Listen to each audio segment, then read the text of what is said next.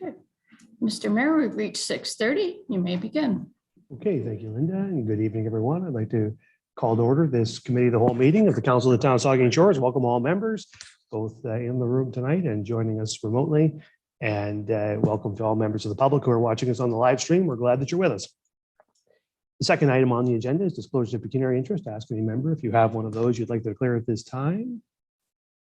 Seeing none, of course, you can do that anytime if you need to. We're on to additions, deletions, amendments. We don't have any of those. We have no open forum requests for this evening. So we're on then to our delegations, and we have two delegations this evening. I'll just remind the delegations that council's allotted 10 minutes for each of our delegations this evening. And so we'd appreciate it if you'd hold to those timelines. And with that, we'll start with our first delegation, and it is from Wayne Kaufman and Eric Tolton, and they're here to give us a marine heritage update. And there they are. That's not Wayne Kaufman. That's Captain Jack there. Captain Sparrow here. Captain Sparrow. All right, well, we'll have to amend the agenda. Captain Sparrow and Eric Tolton. We're back. Thank you, Mr. Mayor and Council, for allowing us this time to update you for our 2022 Marine Heritage Festival that's running from July 22nd till July 24th this year. It's our 10th anniversary, and we really want to make it special. It's going to be a great festival. We would like to thank the Chantry Center for this lovely setting that we can all be here in front of you. I have several of our crew members with me, as you can see behind me, our festival committee members, as well as board members and Propeller Club members. Deb and I are co-chairs, or my first mate, are co-chairs of the festival this year. And we couldn't do this without all the hard work and the endeavors of our festival committee and Propeller Club and many other volunteers. At this time, I'd like to turn it over to my first mate and co-chair, Deb. In the interest of time, my voice is going, I've got a cold, but she can speed through the meat and potatoes of what our presentation. Thank you. Our appreciation to the town of Saugeen Shores and the staff for all of the support that is extended to assist us with the festival. Special mention to the Bruce County Museum and Cultural Center, Bruce Power, Bruce Telecom, OPG, the Southampton BIA and their Flag Quest, the Resource Center, and K&K Lawn Care. There are many other local sponsors as well, to whom we are very appreciative for their sponsorship and support. Without all of you, we cannot do what we do, run a successful event that showcases our waterfront community. And a fun, free family festival. This year's festival will kick off on Friday with our market at the Boathouse, followed by a new event sponsored by Martin's Bike Shop, a bike rodeo for children around Fairy Lake, followed by our opening ceremonies that will take place at the Bruce County Museum and Cultural Center. And if anyone from council would like to come and say a few words at our opening ceremony, it'll be about 7 p.m. on the Friday night of the 22nd at the Bruce County Museum and Cultural Center. Also at the museum, there will be a jazz gala recital in the museum from 5 to 7, and Shirley John, First Nations elder, will do a smudging and a blessing. We're planning to have some local music that adults can listen to while enjoying wine and cheese, and there will be a barbecue as well. Possibly our guests will stroll through the museum and enjoy the fantastic exhibits. We are also adding another new event this year, a ghost walk around Fairy Lake in partnership with the Bruce County Playhouse from 8 till 9 p.m. We also changed the timing of our events for Saturday on the 23rd. We're going to have the Children's Gold Hunt. The Wayne Sparrow Gold Hunt. In the morning on Saturday, July 23rd, followed by the cardboard boat races, and they will be from 1 to approximately 3 p.m. Both Southampton and Saugeen Shores Rotary will provide food throughout our weekend events, and the infamous Fireman's Fish Fry and the beer garden will be on Saturday. We've also changed up the vendor park to a fun in the park event. Local service groups, nonprofit organizations, and some others have been invited to showcase and inform the general public about their group, as well as provide fun activities for the young people attending. We're also hoping to have other children's entertainment as well as local musicians. We're hoping to have local groups provide original sea shanty songs. Say that fast 3 times. There will also be the annual community picnic on Sunday, followed by a waterfront service. We will have flyers of all of our festival events available in the very near future. Due to COVID, we were unable to run our festival vendor market in Pioneer Park, as well as our Chantry Island boat tours. So to help with our fundraising endeavors, a very rambunctious group of Marine Heritage volunteers got together and decided to organize and host the Marine Heritage Market Square. It was a huge success last summer. So we're running it again every Friday from 9 to 2, starting July 1st and ending September 2nd. Also, since we're unable to run our festival for 2 years, we produced a very entertaining virtual Marine Heritage video that captures many highlights from past festivals, along with some local talent that made up some shanty songs specifically for this video, which was very appropriate considering we are the Marine Heritage Group. We did a second video to help us recruit volunteers to our group. It showcases all the different subgroups to the Marine Heritage. So far this year, we have over 30 new Marine Heritage and Propeller Club members.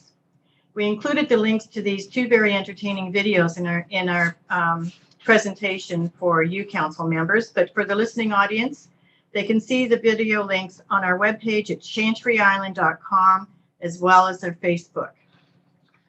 We're inviting council, works department staff, and other staff to join us on our sponsors Appreciation Day on June 24th. It'll be a barbecue lunch provided by the Marine Heritage Festival Committee. A formal invitation will be sent out in the very near future. An additional note is we'd like to encourage everyone to bike to all of our activities, as we're planning to have a free bike valet at all of our events. As you can see, this is very much a community-oriented and sponsored festival. And I know that our chair of the Marine Heritage Society, Eric Tolton, would like to say a few words. Thank you. Thank you for listening to us tonight. I'm excited to tell you we're back. After 33 months of being unable to run tours because of COVID, we are just 3 weeks away from welcoming guests back onto the island. Our boats are in the water. Our dock is in the river. Our island docks will be towed out to the island tomorrow morning. We have cleaning to do. We have training to do, but we're energized by the number of new volunteers we have in our ranks. This year marks the 20th season of running tours, and early this summer, we will transport guest number 25,000 to the island. Those of you who haven't been on one of our tours yet, we would be delighted to take a group of you over. We might even be able to persuade one of your own, Councillor Grace, to be your tour guide. Throughout COVID, we were able to continue our ongoing maintenance of Pioneer Park. I'm pleased to say that we have already given it a spring cleaning, and the public are back there enjoying the best picnic spot in Ontario. During COVID, we installed webcams at the harbor.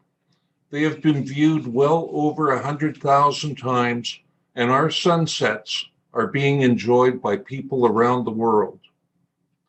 As you know, during the high water levels of 2019 and 2020, the range light at the mouth of the river took a real beating from the wind and the waves.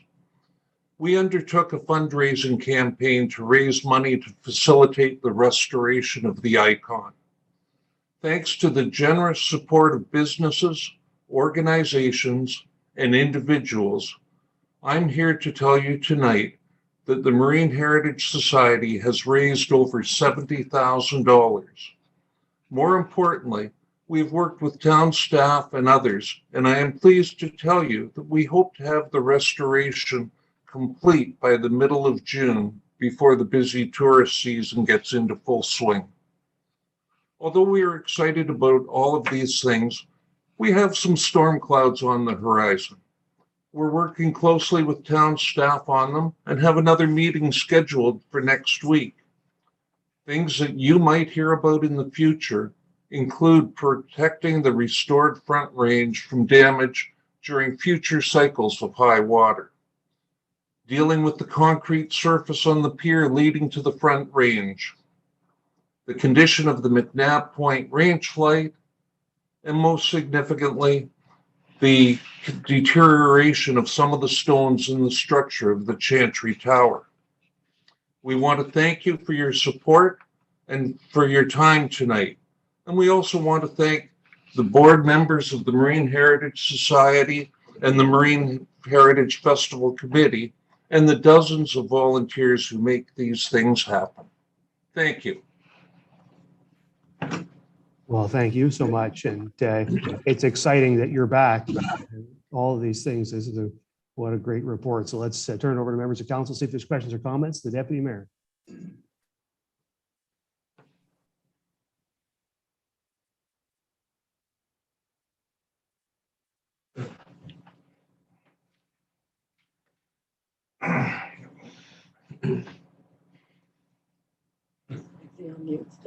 Mhm. I don't know.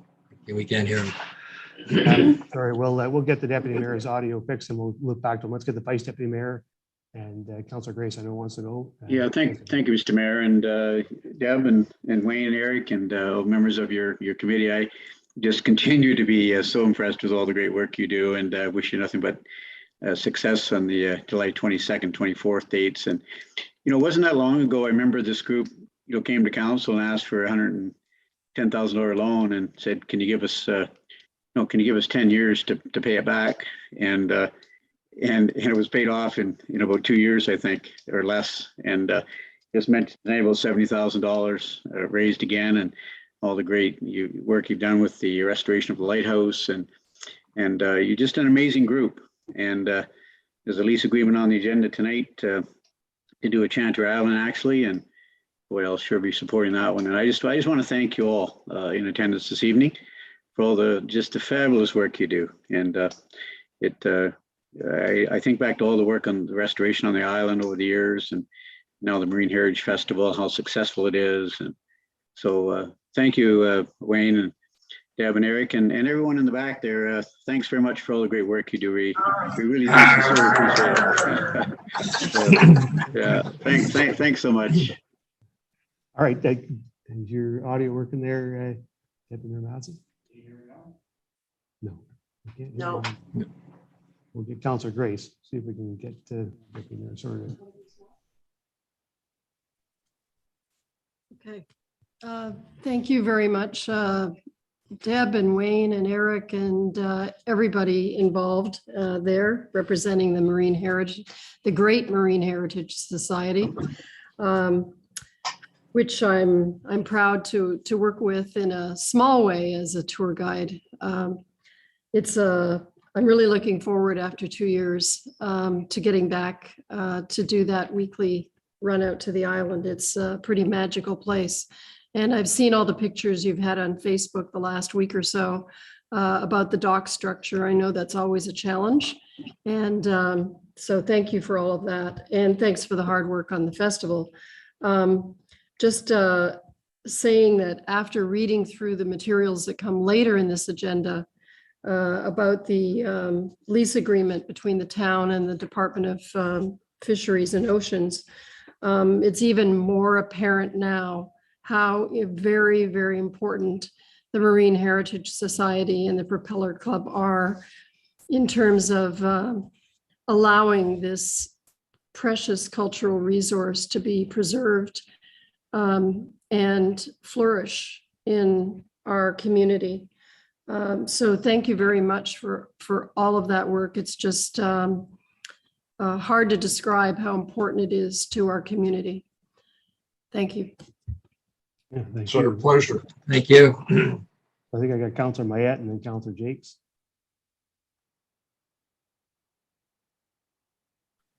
Thank you, Mr. Mayor, and thanks so much to all of you for your presentation. That was very well done.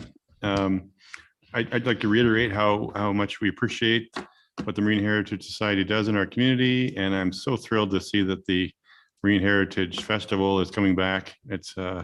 It's such a good time, and since 2019, it's been sorely missed by our community. And as Mayor Charbonneau and myself are two members of the reigning champions of the big canoe tug of war. We're looking forward to the opportunity to defend our title. And Oops. additionally, I'm the president of the Lake Huron Fishing Club, and one of your members, John Willits, is also on our executive for the Lake Huron Fishing Club, and our two clubs share a number of common interests. Obviously, we're avid users of the waterways and the river in Southampton, and I would invite you to invite us to participate in any way that we can, particularly when it comes to things like the range light or the lighthouse or the aids to navigation, because many of our fisher members rely on those things as well as they're navigating out to the rich fishing waters off of the river in Southampton. So keep this in mind when you're doing fundraising or work groups or anything like that. We have a pretty dedicated group ourselves, and we're looking for projects like that. So thank you very much. Thank you. Councilor Jacobs. I just want to say to the Marine Heritage Committee, in another life, I did help to organize the International Lighthouse Festival here in Southampton. And I know the economic impact that events such as you are doing and the organization that it takes to run that type of event. So I just want to say thank you as somebody who has a love for lighthouses. I know there's going to be a lot of people locally coming, but I also know what the draw is for the lighthouse itself and for those charters that go across the lake. And I'm sure when you read over the guest book for the people that actually take the tours, anybody who doesn't know, take a look at the guest book and you'd be amazed at the people that travel to Bruce County to see the lighthouses, and specifically the Chantry Island Lighthouse. So thank you very much for all your hard work and dedication. Thank you. Are there further comments from members? Councilor Davinsky. Just to dovetail, Mr. Mayor, off of what Councillor Jakes has said, first of all, I'd like to thank the Marine Society, the Marine Festival people for doing what they do, and it's so good to see them back here. The economic impact goes beyond the place where everything takes place, Pioneer Park and at the waterfront for the cardboard races and what have you, because all those people come down, and being a member of the Southampton BIA, they all wander back up the streets. Some shop, some don't, but they look and they might shop later. So you do not realize, gang, exactly how much you do for the community, not only with your society and with your festival, but after that as well. And I thank you very much, and I look forward to taking part in the food aiding part when it comes up. Thanks again. Dave and I have to do canoe tug of war, and John gets to eat all the food. Any other questions or comments? Okay, well, thank you, folks, very much, Eric and Wayne and Deb and everybody who's in the room there and your whole organizations. You guys do great work, and looking forward to. I certainly will be there for the opening ceremony, and hope to be at the other events. And we'll just between now and then pray for calm water and warm water for Captain Wayne when he has to wander around in the boats. Hope he doesn't have to wear his scuba suit to keep warm. But anyway, thanks very much, and we'll look forward to the event. It's going to be great. And yeah, thanks for your time tonight. Thank you, Mr. Mayor and Council. You give us great support, and we certainly appreciate it. Like I said in my deputation, we wouldn't do this without you. So thanks again. Have a good night, everybody. Yeah. Good night. All right, so now we're on to our second delegation, which is from Saugeen Shore's minor hockey president, Rob Lamont, and he's here to talk to us about minor hockey growth and lack of arena ice. Rob with us.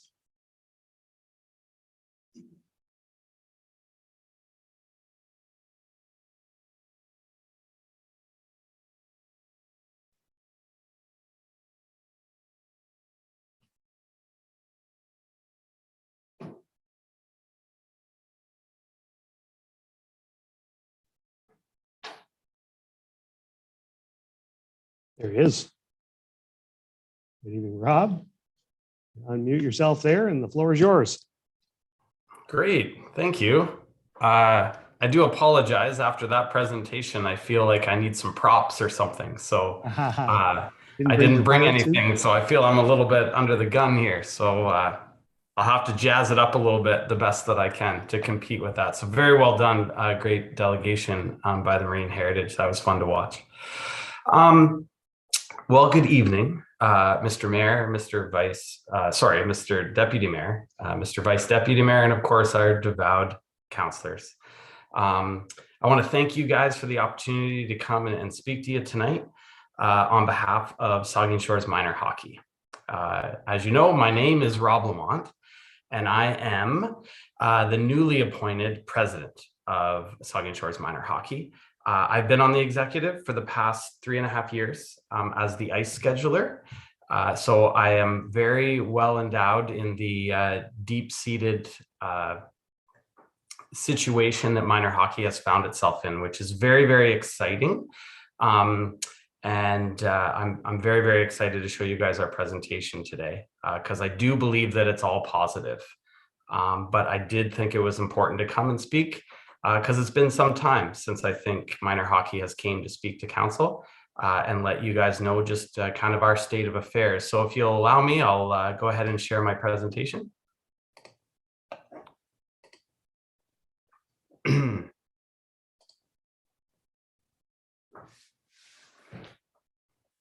All right, so I'll just quickly, here I have a brief agenda just to let you guys know exactly what the high points that I want to try to make tonight. I am a Lamont, so I can be long-winded. So I am really going to try to keep on pace and just stick to the facts that I presented to you. Hopefully you've had an opportunity to take a look at the presentation prior to tonight's meeting. But essentially some of the points that I wanted to hit tonight was that Saugeen Shores Minor Hockey absolutely is still and continues to be a staple in our community. We are the largest minor sports program in the area. That I'll go into some more facts about that. Absolutely fast-paced growth we've seen as all minor sports have in our municipality over the past 5 to 6 years.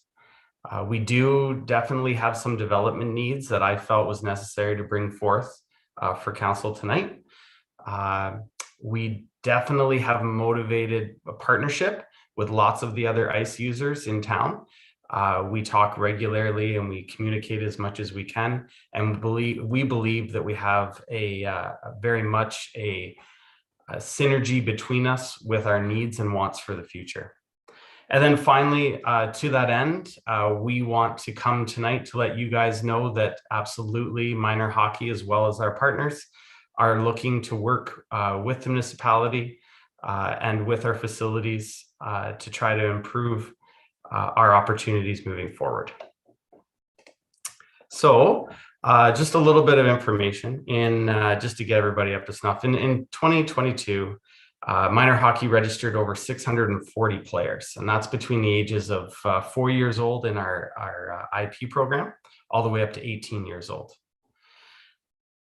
I'm very, very excited to tell you guys that Saugeen Shores is the largest minor hockey program in Grey Bruce and Huron counties. Last season, Saugeen Shores Minor Hockey actually had 100 and at times more than 100 than specifically Kincardine, a very similar municipality to our size and growth pattern. But almost more astounding was that we had 100 more minor hockey players than the town of Owen Sound. And without getting into any of the specifics too deep, for those of you that know minor hockey, Saugeen Shores has traditionally always been known as a B center for boys competitive hockey, and Owen Sound is an A center. As you get into the cities, you'll get into AA and AAA hockey. So the fact that as a B center, we are competing and outgrowing A centers, the reality is we won't be a B center for long.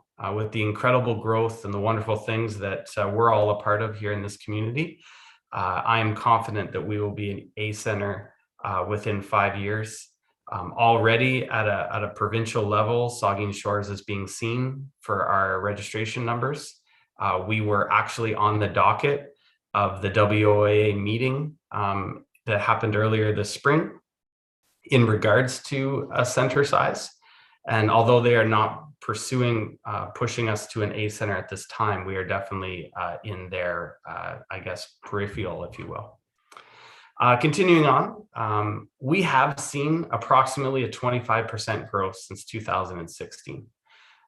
In 2016, we had 475 players, and that number is actually pulled directly from the 2016 plan that was issued.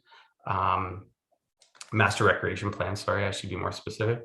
And we have records leading up to us that growth over the years to our total this year of 640. I'm impressed to say that we've still continued that growth through COVID, where times were difficult, where competitive hockey was eliminated. Saugeen Shores minor hockey players were still showing up, still participating, and still having fun on the rinks. One of the most impressive things that I wanted to present today is the growth of our girls program. Specifically, it has actually doubled from 63 players in 2015 to 123 last season. This is something we're incredibly proud of because of the effort that it takes to get girls to want to play competitively, and the fact that we have brought in coaches and competitive teams that are competing at a provincial level is pretty exciting. Even this past, just this past year, we did incredibly well in the WOA, bringing home multiple championships. So our girls program is thriving, and we don't want to slow down. We want to continue to invest in that growth. So what leads into some of our development needs. Unfortunately, with all the positives of our growth, in 2020 and 2022, I'm excluding 2021 because we actually had no competitive games in that season due to COVID. Both of them were actually losing seasons for our association. It's a little embarrassing to say that we only had 250 team wins in over 600 games played. Our rapid membership growth has limited the allocation per skater and ballooned our team sizes. We have eliminated most of our extra development programs due to the lack of available ice. And I think from the staggering stats, it proves that this is an issue.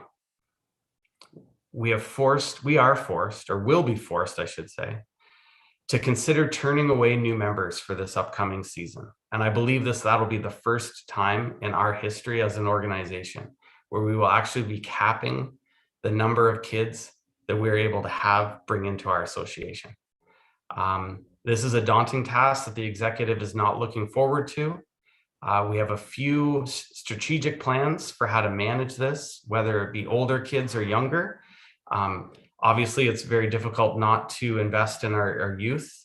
When I say youth, I mean our younger programs, but it is going to be difficult.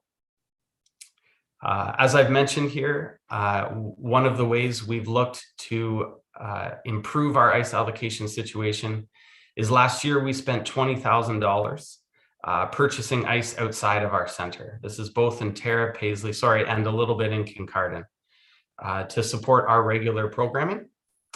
This did not, other than a few, March break clinics, this did not promote any development. This was just merely trying to get everyone even ice time every week. We purchased approximately 12 hours of ice out of center every single week. There was some additional hours purchased outside of that average of 12 for backup games or makeup games and things like that. Obviously, there is many other competitive teams that are I don't know how to say other than they are just very keen. And so they've team funded multiple hours throughout the year of ice outside of center to hold extra practices for those families that were keen enough to do that. Obviously, I'm projecting that in 2023, this cost and this ice usage will go up. We're already in conversations with Aaron Eldersley, looking to purchase Paisley Saturday ice. Unfortunately, that always comes with a cost. My one disclaimer is we didn't play 6 weeks of hockey due to COVID this year. So that number of 20,000 probably should be a little larger in a normal season. And I'm looking to at least add approximately 1/3 greater or more ice, I should say, onto that number for next season. We want to keep our kids on the ice and we want to keep them competitive when they are on the ice. I'll keep going so I don't belabor. As I mentioned in my preamble, we absolutely have partners, and this is a great thing. We are also very proud to speak on behalf of the Saugeen Shore Skate Club tonight. The skate club was nice enough to give me some statistics to help showcase their growth, which is very, very impressive as well. The skate club has seen a growth over the past few years, boasting an impressive membership of over 150 skaters. Their additional programming like power skating and adult skating, they want to expand. They've struggled to find the ice as to make skating valuable. They can only have a limited number of skaters on the ice at any given time. Unfortunately, like Saugeen Shore's minor hockey, they are looking to cancel their parent to taught skates next season due to the restrictions of the available ice that they just cannot find. And to lose an important program like that is very frustrating for them. And then obviously, one of the near and dear to Saugeen Shore's minor hockey's heart is their can skate program. They are still just limiting this program to 45 skaters due to the lack of ice. And this is a huge program that funnels into minor hockey. So like I said, it's near and dear to our heart. We'd really love to see the can skate program grow and have the opportunity to grow as it funnels right into minor hockey, introducing kids. And as many say, the can skate kids are the best hockey players in our program. Rob, we have passed over 10 minutes, so if you could just. Oh, I apologize. Move on to conclude the presentation, that'd be great. I'm sure there'd be. Absolutely, no problem. So there's obviously a big population blip. Just wanted to quickly reference the recreation plan. Back in the recreation plan, it mentions a 1 to 400 ratio between arenas and youth, and it projected that in 2031 we would be at the max of that, of 800 users. And what I'm here to present today, when adding the skate club and the minor hockey, we've actually already surpassed that number, and we're 10 years in advance of that projection. Obviously back then, ice allocation was noted in the plan as our #1 issue, and it still is today. I apologize. I will skip over some of this right to the end. We ultimately want to come to council and just let you guys know what our situation was. We're super excited about the growth of minor hockey, and we don't want to slow it down. But unfortunately, due to our lack of competitive abilities, we need to focus on development, and it won't allow us to continue to have more and more kids joining and entering our program, limiting the ice for all. So I wanted to let all the counselors know that minor hockey is here in any open relationship. We hope that this is the first of many communications we have with the municipality about opportunities for the future for a potential third ice pad. In any means or direction possible, whether that is a smaller outfit or a larger facility. Any ice would help the skate club and minor hockey. So with that, I will conclude, and I'm sorry for rushing the end of the presentation. I promised you I'd struggle. But I will open the floor for any questions if anyone has any. Sure, no worries about that, Rob. I'm sure there'll be some questions and some opportunity for some further comments. We'll start with the Deputy Mayor.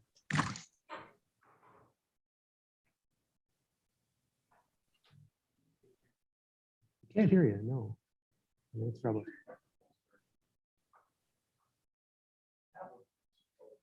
We're going to try to get the Deputy Mayor sorted out here. We'll get his question in, but let's move on if there's any others, and we'll come back to Councillor Davinsky. You have a comment, and then Councillor Smith. Yes, I have both, Mr. Mayor. Thank you. First of all, through you to Ms. Schreider, what is the status? I mean, Rob's looking for a third ice pad. So what is the status of where we stand right now, Kristen, as far as this is concerned? And thank you for the question, and through you, Mr. Mayor. What I would suggest, I think, congratulations to Rob on the great presentation, but also the appointment to the president. I know how much our staff appreciate working with you when you were a scheduler, but also now as a president. So congratulations on that. To answer your question, Councillor Davinsky, what I would suggest is that the Recreation Master Plan was done is outdated, perhaps. And can you still hear me okay? Okay, perhaps. Yes. Yeah, having a few technical difficulties. Sorry about that. Perhaps a refresh and an update of the Recreation Master Plan is warranted in 2023, perhaps 2024. That will give us, working with our user groups and giving us some more accurate, up-to-date data for user groups, and then the need and the demand for additional ice surface. If I could follow up, Mr. Mayor. Kristen, that's great. But as you and I have talked, part of the problem is that it's all the prime hours that everybody wants, and a third ice pad would probably lay dormant as much as our other ice pads do if you can't get the prime hours. And thank you, and through you, Mr. Mayor. Every municipal arena runs into the same problem, is that we're open for 17, 18 hours a day, and essentially everybody wants the same 5 or 6 or 7 hours. We do have a ice allocation policy that allows us to assist with working with youth groups, so minor hockey, figure skating club, getting first priority in and around the 5 p.m., 4 p.m. till 9 p.m., trying to move around some of our adult user groups to free up that ice that would be more applicable for our youth programs to use. We would like to meet with minor hockey, figure skating club, those youth groups in the next little while. Our facility booking coordinator will be reaching out just to get an idea of what the request would be for next year's, to see if there are some adjustments that we can make in our existing schedule right now. Some of those things could look like where we have public skating times scheduled now. Is that something that we want to keep, that we want to reduce, and providing another half an hour or an hour on certain weekends to minor hockey or figure skating club? So there are a couple of solutions that perhaps we could work with together, but essentially sitting down and listening to what it is that you guys require and what can we do to accommodate that in the short term. Finally, Mr. Mayor, a comment, and this is through you, is directed to Rob. Rob, when you were in your doing your presentation, you came up to development needs.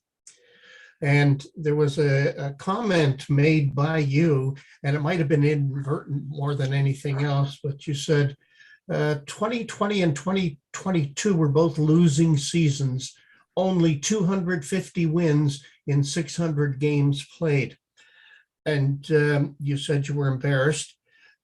And I say don't ever be embarrassed with that. The kids had fun.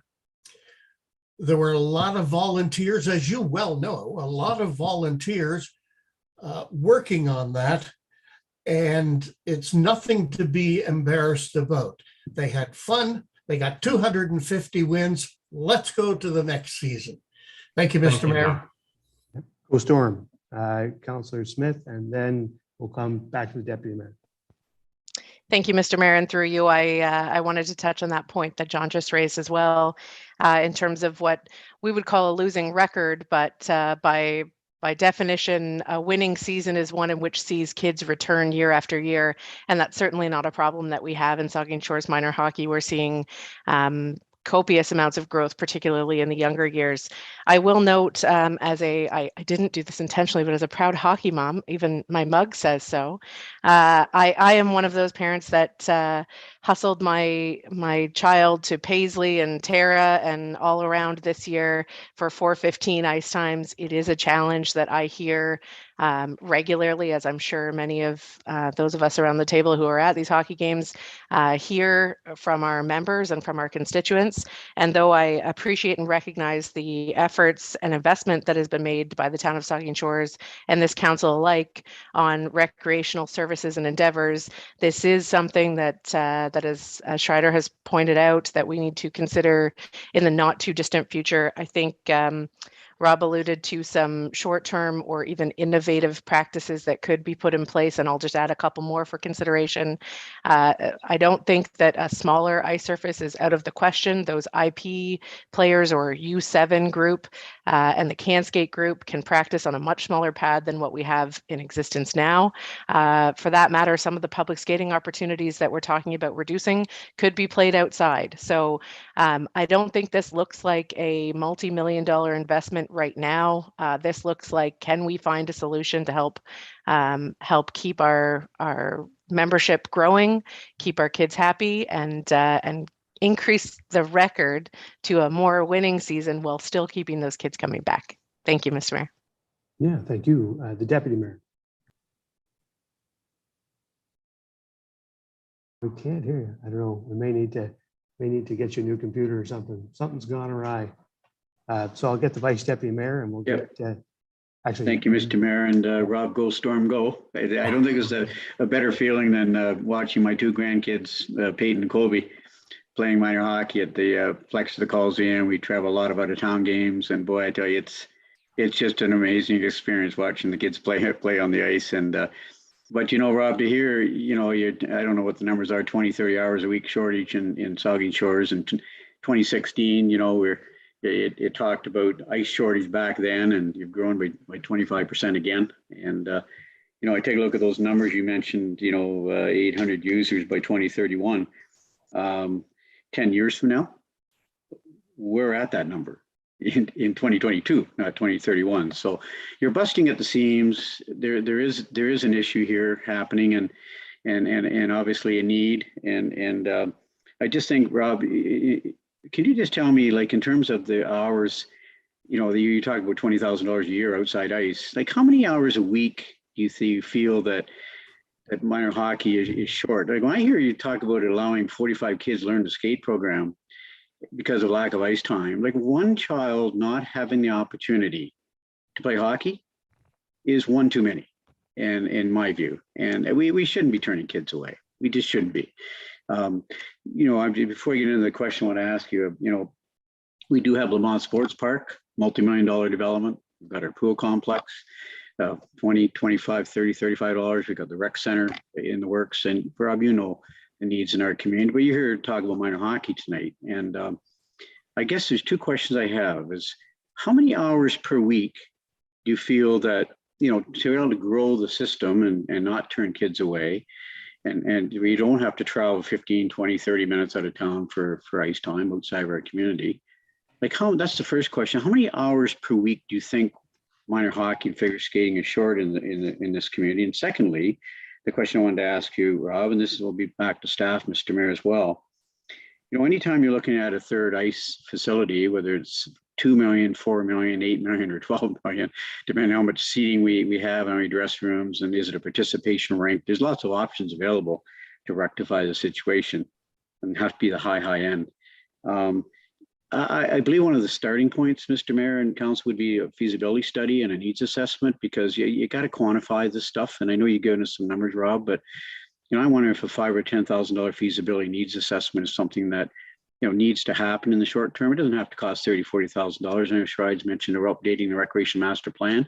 You can pull out the facility component, you know, the two arenas, and just do the facility component of it for $5,000 or $10,000 from a needs assessment standpoint.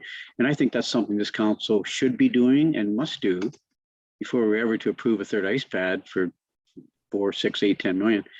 But is that something that minor hockey, Rob, putting the cart before the horse here, but we're sharing feasibility study of that nature, 50-50, say, if council were to consider something like that? Thank you, Mr. Vice Deputy Mayor, for those two questions. To your first question, it's very difficult to come up with a specific number. What I was hoping to present to council tonight is that between us and our partners, we are looking for the opportunity to grow. We are looking for opportunities to use significantly more ice. And that starts with a development program. So right now, our minor ice user, our minor hockey ice users are getting some of the smallest ice times that we see across the greater WOAA, which is the Western Hockey Sports Association that we play in, our regional area. And a great example would be our U13 kids only get 75-minute ice times, where everywhere else they're getting 90. So right away, we would boost almost every single division's ice time, allowing them more access to ice in a given week. Right now, we don't have enough ice to give every child 2 ice times of 1 hour per week. That's our issue. We're ending up sharing practices. We have upwards of 30 kids on the ice at any given time, with multiple teams sharing ice just to give them those 2 ice times. And that's where their development is hurting. So an actual number is difficult. Clearly this year we averaged about 20 hours. We're looking to grow and give our kids even more ice. But then beyond that, we want to look at development opportunities, bringing in goalie clinics, having week-long clinics. Not in the distant past, we had Wednesday and Tuesday night development nights, where Southampton Arena was dedicated just to a rotation of development power skating for our kids that we no longer can support. So coming up with a specific number is hard, and I apologize that I don't have that for you today. I'm more than confident, especially from the revenue stream that could potentially be brought in for different events happening if more ice was available, including tournaments, that a significant amount of that ice could be used up by minor hockey. Quickly to your second point, absolutely. Minor hockey would step up to the plate, and we want to work with the town and our other ice partners. And if financially coming up with some money to support a feasibility study, we absolutely want to be transparent. We want to showcase that the numbers that I brought forth to council tonight are absolutely true, and they can be justified and validated. Thank you. Just two closing remarks, Mr. Mayor, just if I could. Yeah, First of all, Rob, I just like to quickly, Vice Deputy Mayor, I'd like to, we're heading on 30 minutes on this, and council got a pretty heavy agenda, so I'd like to close out the discussion on this one. That's fine. I just want to thank you so much, Rob, as president of minor hockey. It's a tremendous job, a huge job, and to you and all your volunteers on the executive, thanks a lot for all your great work. Thank you. Yeah, thank you. So I will get the deputy mayor in because he's been trying so hard, and then we will close out the discussion on this, Deputy Mayor. Can you hear me now? Yeah. Okay, good. Thank you. Through you, Mr. Mayor. Rob, thank you very much for your presentation. I want to apologize to council because I'm going to sound like a broken record. I've been speaking on this for the last 8 years, the need for ice and the number of kids that have been going through the system and all that. Hockey Canada states that kids should have 1 to 2 practices per week per game. So, you know, that's a game with 2 practices a week. We're not getting that, let alone the economic, as you just said, spin-off of tournaments. We host a fabulous silver stick, regional silver stick. We used to have the Chris Knott. Almost every team had a tournament, and with the number of kids, we should be hosting not only rep tournaments but hosting tournaments to bring those kids the joy of being able to get to a tournament. But part of the problem is ice availability. We are growing not only in our kids but also in the adult population that needs to get out there. Our figure skating is growing leaps and bounds, and there's as you know, Rob, there's the women's ice dance team now. So everybody needs ice. And I've been saying this for a little while, but I think with our new director of operations, she understands the need as well. I think this is a sooner rather than later thing that we have to look at. We need to get something coming up very soon. And if we could talk with Kristen and with all the user groups, I know we did this last year. We bumped the old guys a little later in the night, but they'll only go so long before they won't go. But we need to come up with a plan where we're using our facilities to the maximum amount of time. We don't need to see Southampton sitting empty or closed. Let's just do something. And I hope our Director of Operations, working with you, Rob, and the rest of our user groups, we can come up with something in the short term, but in the long term, we do need a third ice pad at Saugeen Shores. Thank you, Mr. Mayor. Okay, yeah, thank you. And I think you've dovetailed well into what our next step ought to be here. I wonder if we can ask staff, the CEO, the director, to come back with a report to council at some point in the near future to sort of lay out a path forward to set up how we can have this discussion. We have a lot of priorities around recreation spending in the next couple of years, and our capacity is limited. So we need to find out how we're going to stage these things and do them. So is that reasonable, Kristen, that a report could come forward sometime in the near future for council to continue this discussion? Absolutely. We have an internal meeting scheduled in the next week or two with our staff, with our facility booking coordinator and our manager of recreation. We'll then be reaching out to minor hockey and figure skating club. After that first initial meeting happens, I'd be happy to return with an update. Okay, that would be great. So thank you, Rob. Thank you to the entire board of Saugeen Shores Minor Hockey. You guys do great work. You're great volunteers in our community. It's sometimes thankless work. So to make up for that, thank you on behalf of the whole community for all that you do. And thank you, and direct back to you guys as well. Thank you for all that you do as well. All right, have a good night. Good luck for the rest of the meeting. Okay, so we'll move on now to general. We will move on to reports of municipal officers and committees, and we have a general government report, staff report on the North Shore Park train opportunity and a presentation, but we'll start with the Economic Development Officer, Heather Hyde. Hello, everyone. Thank you, Mr. Mayor. And through you, I have Mr. Scott Pearson joining me this evening. And he's going to make a brief presentation to council regarding his plans for North Shore Park Railroad and North Shore Park. I'd like to turn it over to Mr. Pearson to present first, and afterwards we'll speak to the staff report and the recommendations. Mr. Pearson, I turn it to you. Thank you. Thank you, Heather. Good evening, Mr. Mayor, Mr. Deputy Mayor, Vice Deputy Mayor, and councillors. My name is Scott Pearson, and I am just very grateful for the opportunity to present to you tonight my vision for the restoration of the Port Elgin and North Shore Railroad's former glory.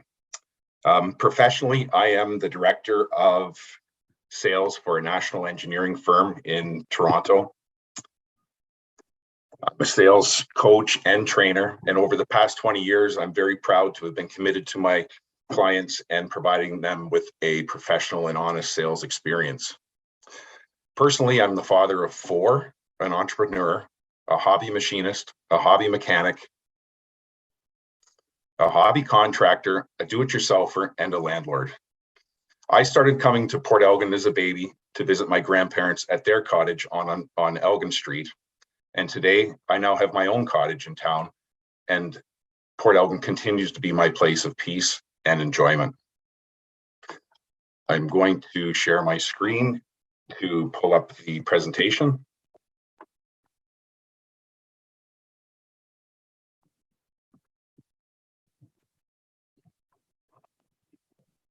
I don't think I did that right.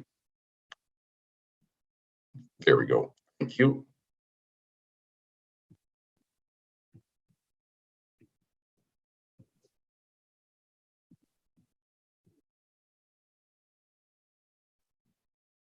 Can everybody see it? Yep, I can see it. Okay, excellent. So we're going to start off with the just a brief history of the Port Elgin and North Shore Railroad. The Port Elgin and North Shore Railroad dates back to the early 1970s, when the then owner of the North Shore cottages on McVicker Street and local tool and die maker endeavored to establish a park train as a tourist attraction in Port Elgin's North Shore Park. The gentleman's name is Doug Schlenker, and with the help of his father, Doc, together they created the iconic Port Elgin and North Shore Railroad. It opened in August of 1973 and continued to operate until it was sold to the Scenic Caves in Collingwood in 1978. In Collingwood, by 1983, steep grades on Blue Mountain and a lack of general mechanical expertise was the demise of the little train. And by 1984, it would be abandoned in a wooded area of that property on Blue Mountain. This is a picture of Doug and his dad in front of the original Port Elgin and North Shore Railroad locomotive. It was actually in, I believe it was down at the CNE during an exhibit for machine work and expertise from the local government. My lifelong dedication to the Port Elgin and North Shore Railroad is pretty evident in this slide. The picture on the left is me in 1983 when my mom and dad took my brother and I to the Scenic Caves in Collingwood. And unfortunately, the train wasn't running that day, but I did end up getting my picture taken in front of it. The picture on the right is also me because I was working for Andy Hess's version of the Port Elgin and North Shore Railroad between 1992 and 1995. I provided the technical expertise for Andy at that time. By 1999, I had completed university, and the owners of the Scenic Caves at that time, Marg and Rob Thorburn, I had built a relationship with them over the 1990s, and they actually followed through with their promise to provide me the first opportunity to purchase the original Port Elgin and North Shore Railroad. And in 1999, a deal was struck. And this is a picture of it coming home to my father's shop in Carlisle, Ontario, where the restoration now over 20 years ago took place. This was a picture of me the first time it was run in almost 20 years after its restoration. And this was on September the 9th of 2001.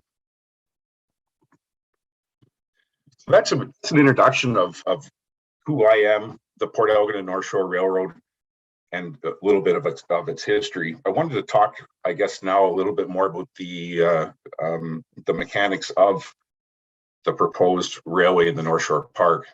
I think it's a good time to introduce my main target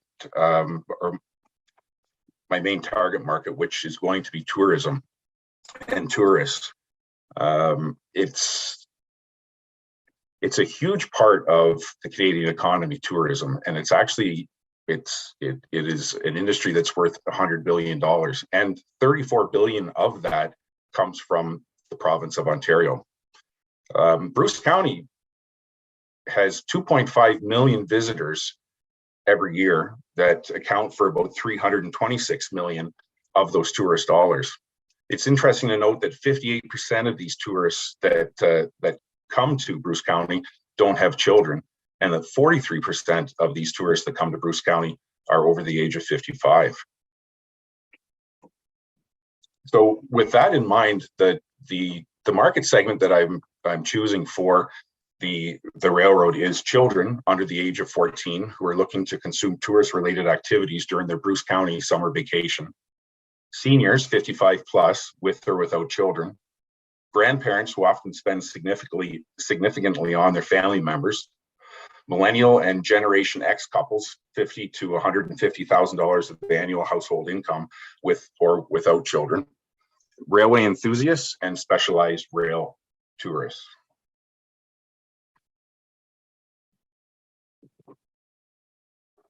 The keys to the success of the railroad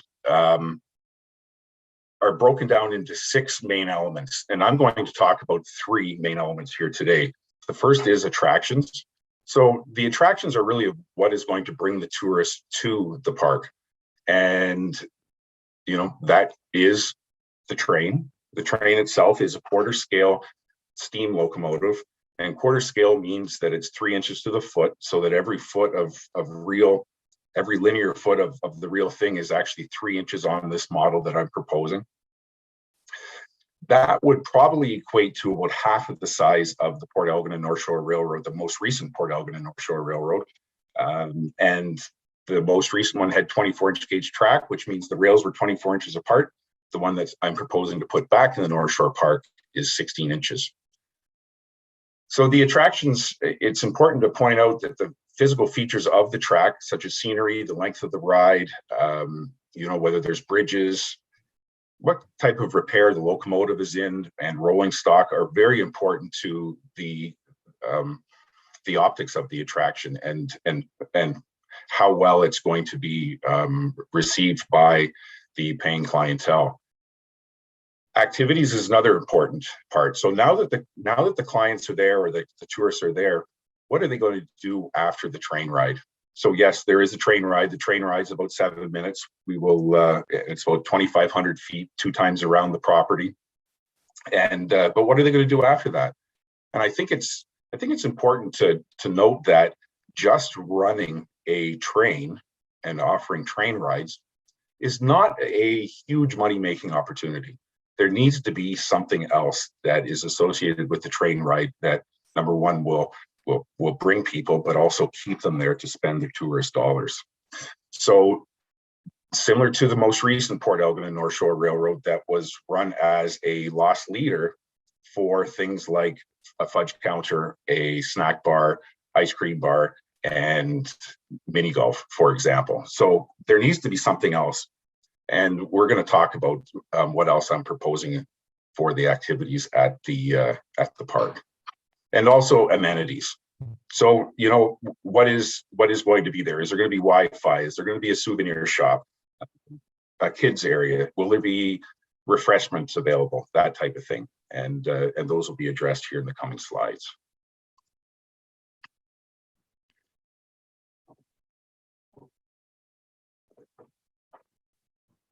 One of the things that I took a significant amount of time to do was design each one of these features each one of these attractions of the railroad around local railway history. Now, the station, maybe it's not the greatest time to say that the station actually isn't from Bruce and Gray, but it is a Grand Trunk Railway station. It's a design that came actually out of Moulton, Ontario, and it's a pretty Victorian design train station that was easily scalable, that could provide both an area for ticket sales, also displaying antiques and memorabilia, and also as a gift shop.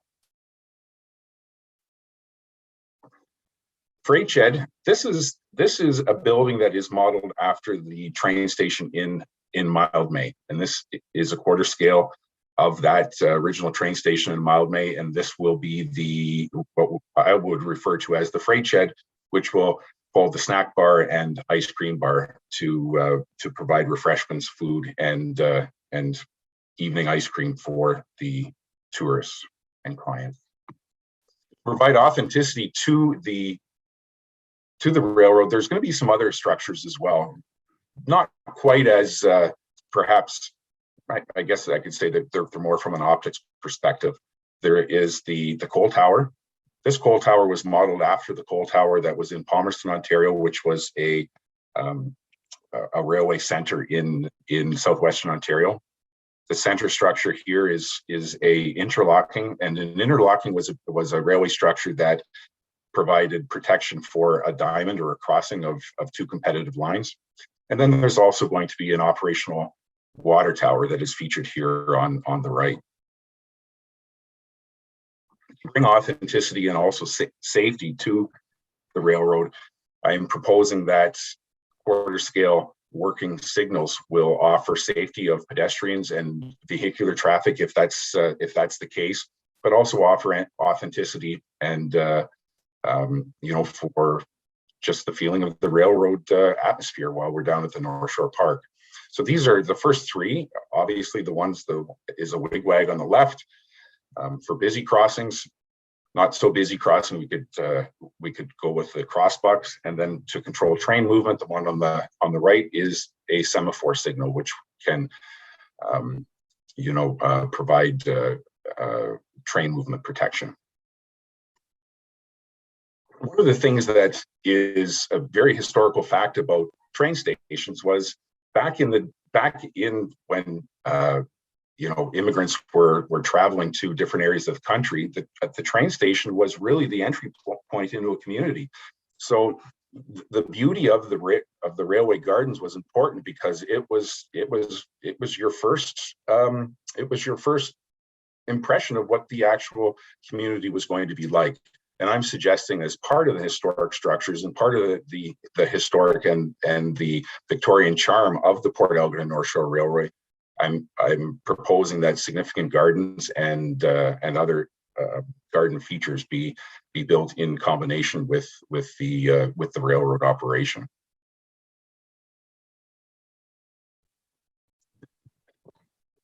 I've left this building to the last because this building, there's three significant things that are going to take place in this building. This is a roundhouse. This is a typical railway structure. This one is modeled after the Canadian Pacific Roundhouse in Owen Sound. And the roundhouse here is going to be locomotive and train storage. It'll also be a maintenance facility. But I guess more specifically, it'll be the wood shop for the proposed children's activities. So I'm proposing that as an activity after a train ride, or perhaps before a train ride, that the children would engage themselves in building wooden models. And those wooden models can be age-specific models. As you can tell, as you know, the Taylor one on the top right is a pretty simple model. And as the models continue, they get a little bit more complex for older ages, and quite frankly, even adults, if they, were interested in partaking in such an activity. I'm also suggesting that we build steam whistles or mouth-blown steam whistles and other activities so that we can keep the children busy. Woodworking helps them with their creative thinking and it helps them with their development. And I think that's important to include that in the Port Elgin and North Shore Railroad's offering.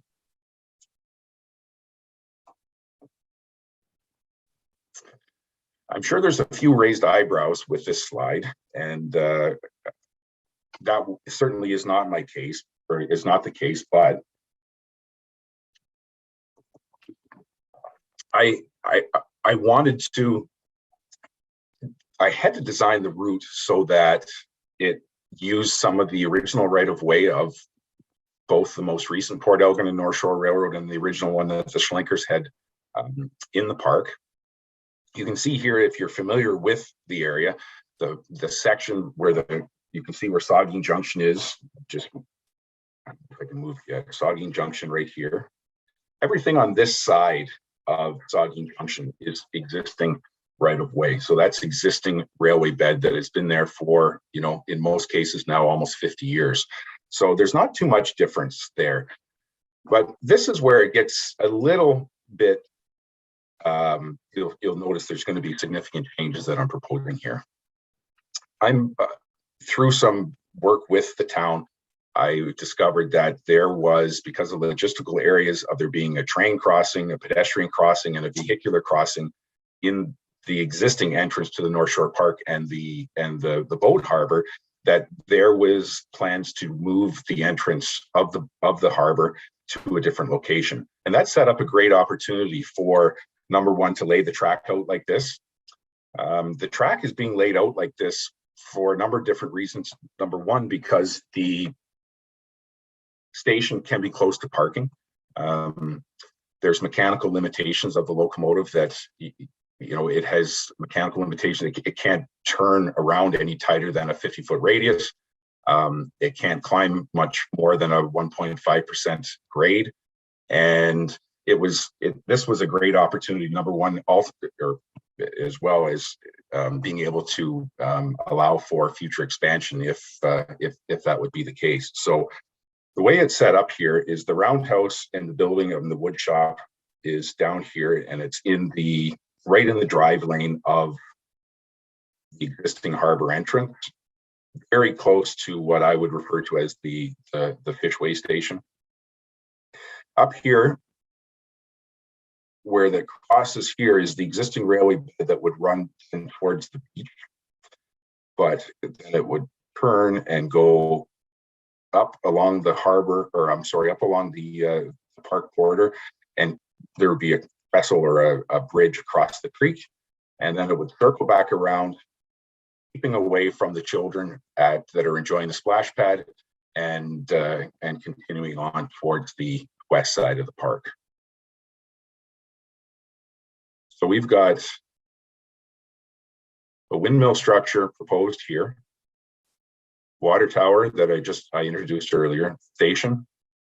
This here would be where the freight shed would be located, which is a snack bar. And it's hard for me to see because on my screen, Heather, you're in the way, but right over here, there's going to be the coal dock.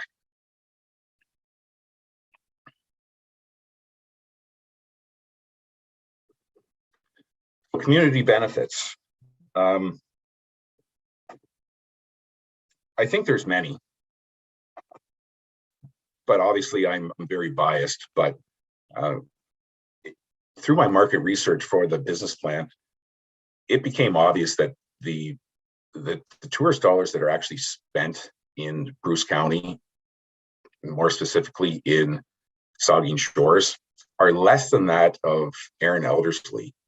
And I don't consider Erin Elderslie a big tourist spot. And I'm sorry for anybody that comes from that area, but it's certainly those tourist dollars shouldn't exceed what Saugeen Shores offers. So I think this is a great opportunity for there to be a world-class tourist offering in Port Elgin's North Shore Park. I think that's one of the biggest benefits to the community would be this high-end world-class live steam railroad and activity center for the children.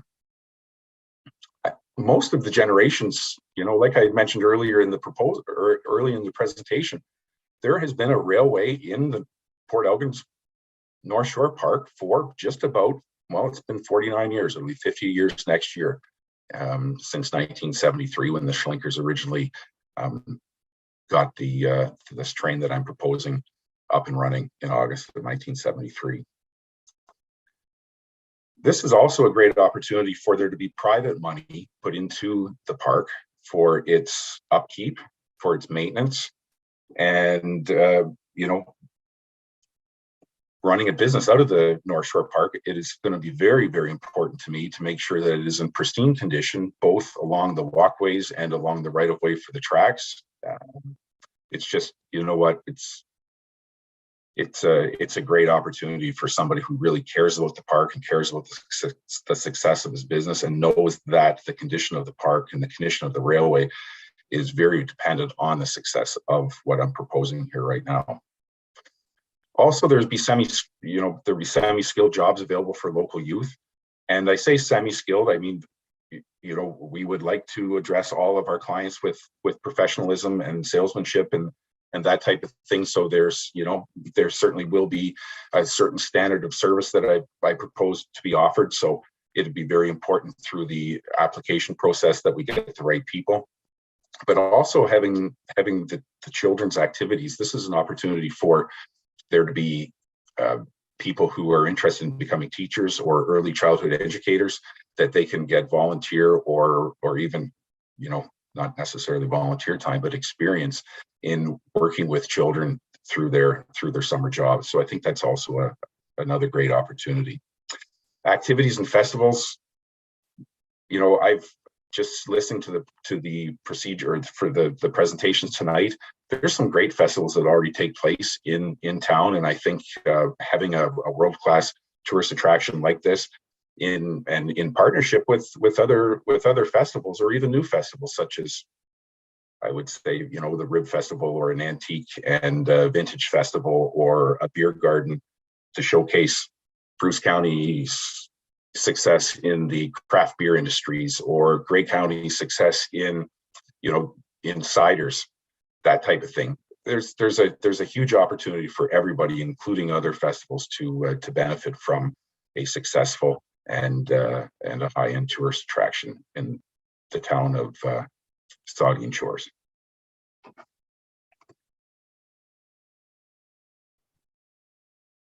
That's it. All right. Thanks, Heather. You're going to give us your report? Yes, thank you very much, Mr. Mayor. And through you, I'd like to thank Mr. Pearson for his presentation.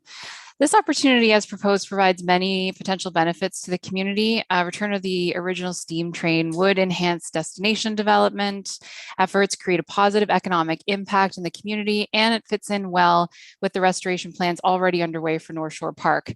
And then there is, of course, the fond memories of the train over several decades in North Shore Park. The recommended action items for the project are to continue discussions with Mr. Pearson to work out next steps and details for the project, and to include the proposed project as part of North Shore Park's overall community consultation plan. Thank you. Okay, thank you. I'll read there is a recommendation. I'll read it and we can take questions. It's recommended that council direct staff to enter into further discussions with Mr. Scott Pearson regarding the Port Elgin and North Shore Railroad project in North Shore Park, and that council direct staff to include the proposed Port Elgin and North Shore Railroad as part of the overall community consultation process for the restoration of North Shore Park scheduled for the summer of 2022. Questions or comments? Councillor Mayette and then Councillor James. Thank you, Mr. Mayor, and through you.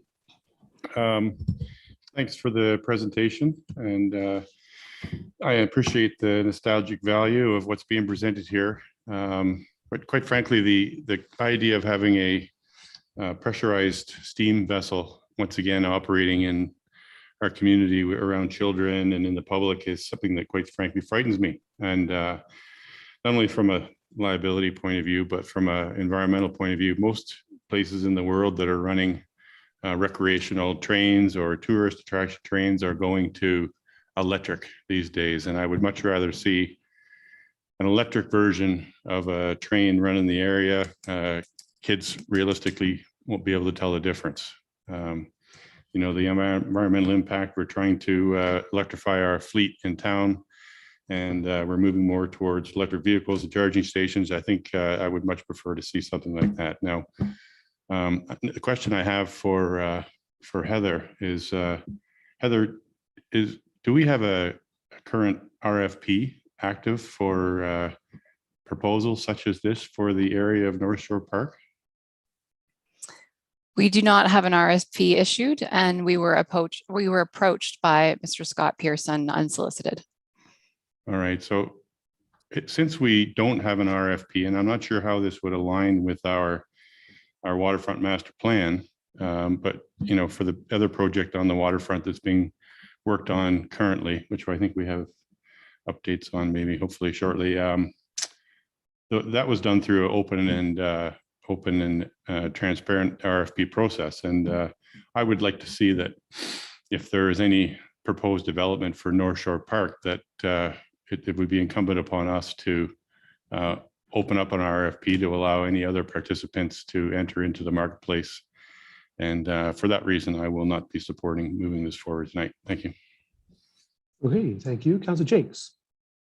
And through you, Mr. Mayor, you mentioned Councillor Mayette about the waterfront master plan.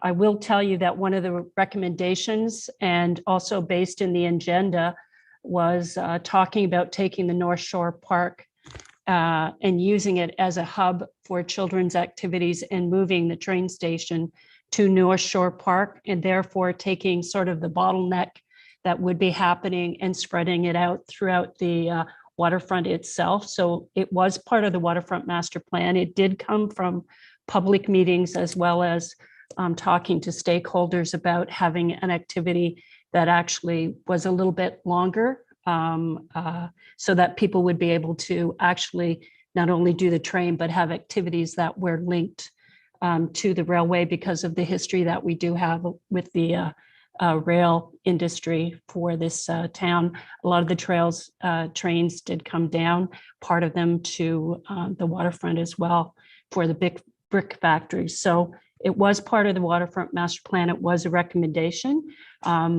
It did not state as to what that train would be, whether it would be electric or whether it would be steam, or whether it would be the train that Andy Hess had. But it was just part of the waterfront as a recommendation.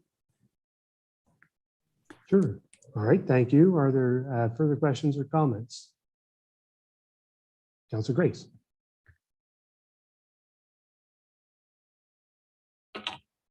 Thank you. Thank you, Mr. Mayor.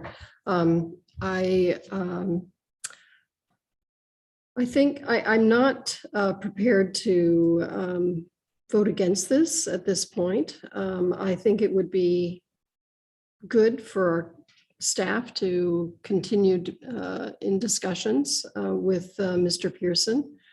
There are a lot of elements of his proposal that I think are appealing. I did want to just ask Mr. Pearson, where did you get your statistics about the tourism expenditures? There is the Bruce County Economic. It came from Bruce County. It was their economic pamphlet on tourism in the area. Okay, I just took a quick look at the 2019 figures, and Erin Elderslie is significantly lower than Saugeen Shores in terms of tourism expenditure by municipality in the thousands. So I just wanted to clear that up. So not that it's a burning competition, I don't think, but I just wanted to clarify that. And I think you bring up a great point, and I'm sorry I should have been a little bit more specific. If you take a look at the number of recreation and entertainment, so they break it down into 5 different areas: accommodation, recreation, transportation, food and beverage, and shopping. So the recreation and entertainment is 455, and in Saugeen Shores is 274. Okay, well, I'll have to look more carefully at that, but thank you for raising that topic. Thanks. Thank you. The Vice Deputy Mayor. Yeah, thank you, Mr. Mayor, and thank you, Scott, for your presentation. And for me, there's a level of excitement bringing back the original train, and I just want to thank you for thinking of us and thinking how good this the potential what this could be, what this could mean for Saugeen Shores. I'm sure there will be some difficulties along the way if this motion passes tonight. But if we in fact do approve this moving forward, I'm sure some of the residents may have something to say down there, perhaps. But I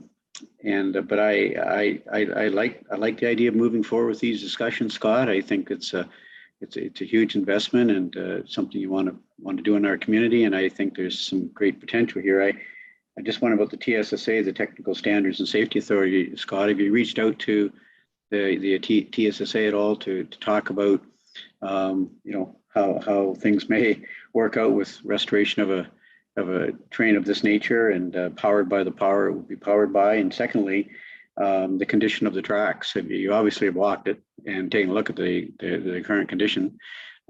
How bad are they? What kind of work will be required to bring the tracks back? So those are my two immediate questions anyways, Scott.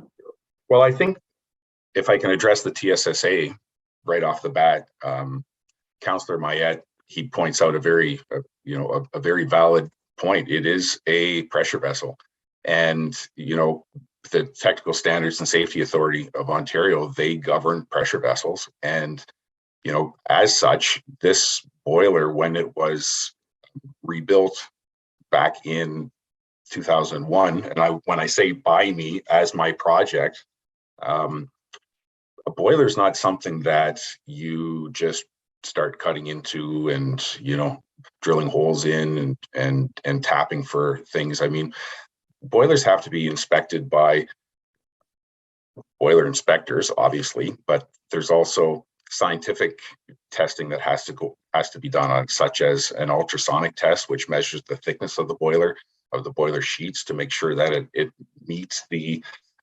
designed thickness requirements for a certain pressure. There's also something called a magnetic flux particle test that will look for cracks in any of the welds and in any of the materials that was used for the boiler. I can assure you that the boiler has gone through those tests. It goes through an annual visual inspection and a hydrostatic test as well, hydrostatic test is when it's pressurized using water, so that it has a very, very, very small, if any, volume of gas in it. And when I say gas, of vapor, so that if there was a leak detected, that it wouldn't become, an explosive risk. So one of the things that the TSSA has done is put boiler and pressure vessels under some pretty big restrictions. So I am not concerned whatsoever with regards to, the safety of the locomotive from a boiler perspective. And, I don't think anybody in their right mind would want to cut any corners with respect to, not getting a certification done. Well, it's a registered boiler, so there's no way that somebody could actually do something to circumvent the government requirements of operating a safe boiler. So that to me is, it's not a valid statement. Now, with regards to the track, when I worked on that railroad 30 years ago, the tracks were, questionable in some areas. And I think it would be valid to say that the tracks will require completely and totally rebuilding. The former Port Elgin North Shore Railroad, or Andy Hess's train, was 24-inch gauge. The one that I am proposing is 16. So every one of the ties has to be replaced and the rails regauged. But you know what? The existing track bed is there, and that's very, very possible to do. I'm not concerned about that at all. No, thanks for the response to those two questions, Scott. I appreciate it, and my pleasure. I'll be supporting the recommendation. Thank you. Thank you. So I'll get Councillor Davinsky, and then I'll come to back to Councillor Grace. Thank you, Mr. Mayor, and through you to Scott. Thank you for your presentation. It's obvious that the rails are going to have to be rejigged for the size of locomotive that you have and so on. Are you paying for this? Yes, I am. All right. Well, that's one good thing. And Mr. Mayor, this to me is exciting. We're only taking the first step. We can always back away if we have to. People, both the locals and tourists, have been asking to bring this back, and it certainly was a huge part of the beach. And I, for one, will be supporting this recommendation. Okay, thank you. Thank Councillor Grace. Thank you, Mr. Mayor. Just one more quick question for Mr. Pearson. What level of noise would be emitted from the train? I mean, I'm just thinking of our residents who live in the area. Sure. I think that's a great question. And you know what? It's definitely a train. It has a whistle. But I think there needs to be a balance between, wanting to have a train there and also respecting, the residents and the tourists of the area. I have a whistle on the locomotive right now that would probably split the screen of every one of your monitors right now if I were to blow it. But it doesn't necessarily, Heather, I'm watching the look on your face. But it doesn't necessarily have to be set up that way.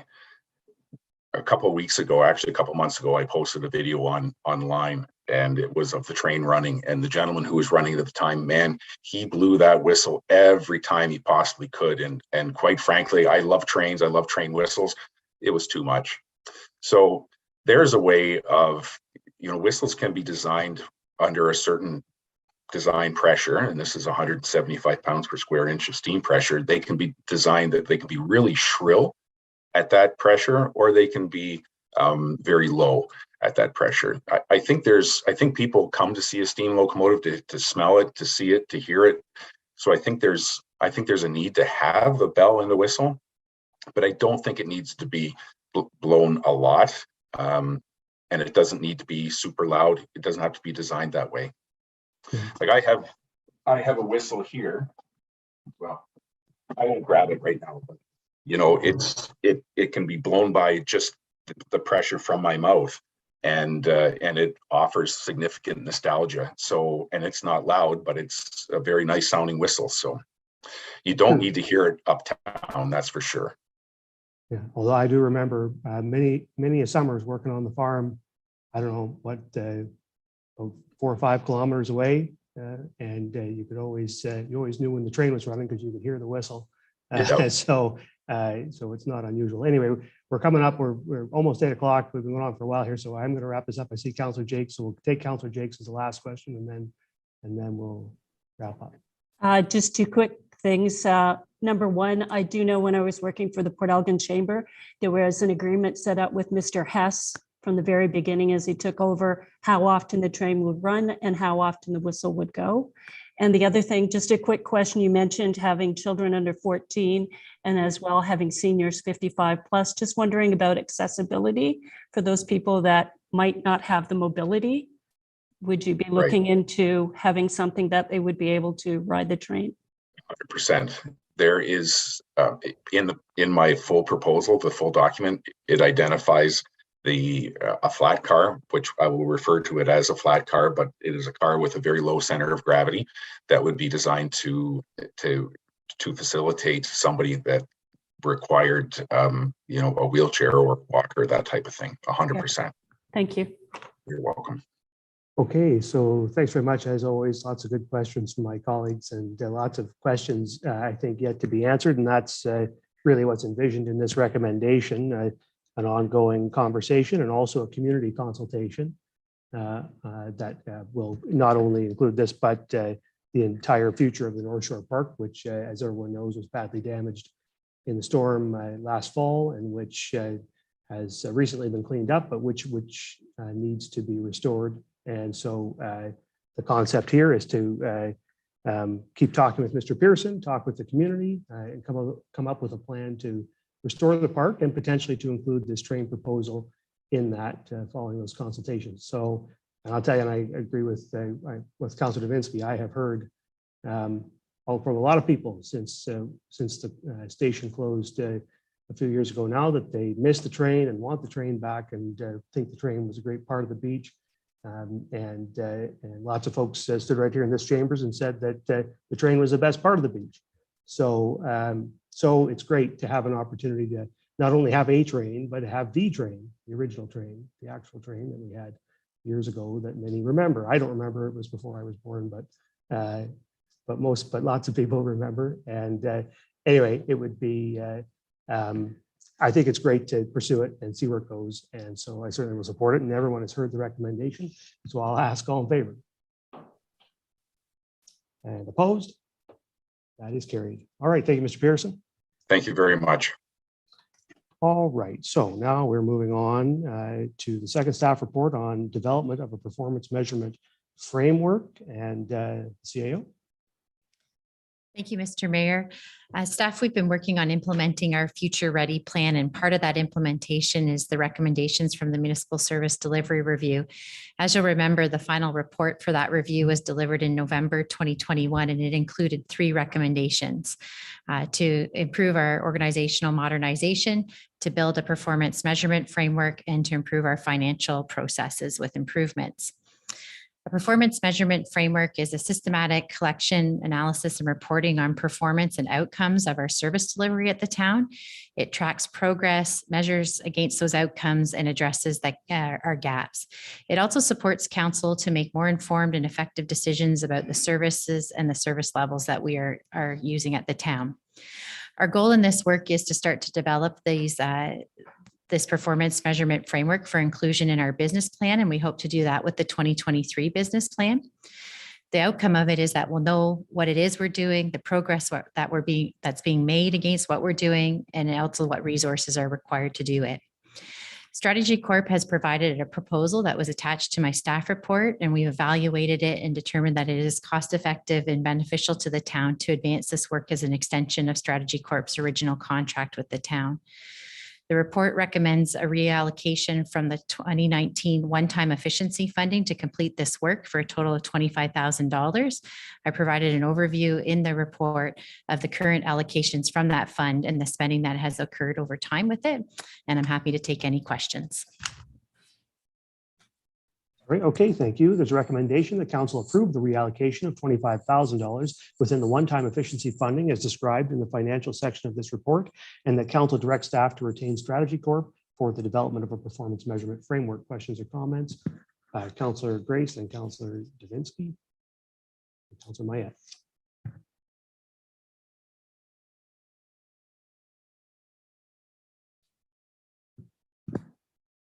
Yep, sorry, yeah, Councillor Grace, sorry. Okay, thank you very much. And I will be supporting this recommendation. I'm really glad to see it. I'm glad to see that one of the questions that Strategy Corp is going to be working on is the reporting structure.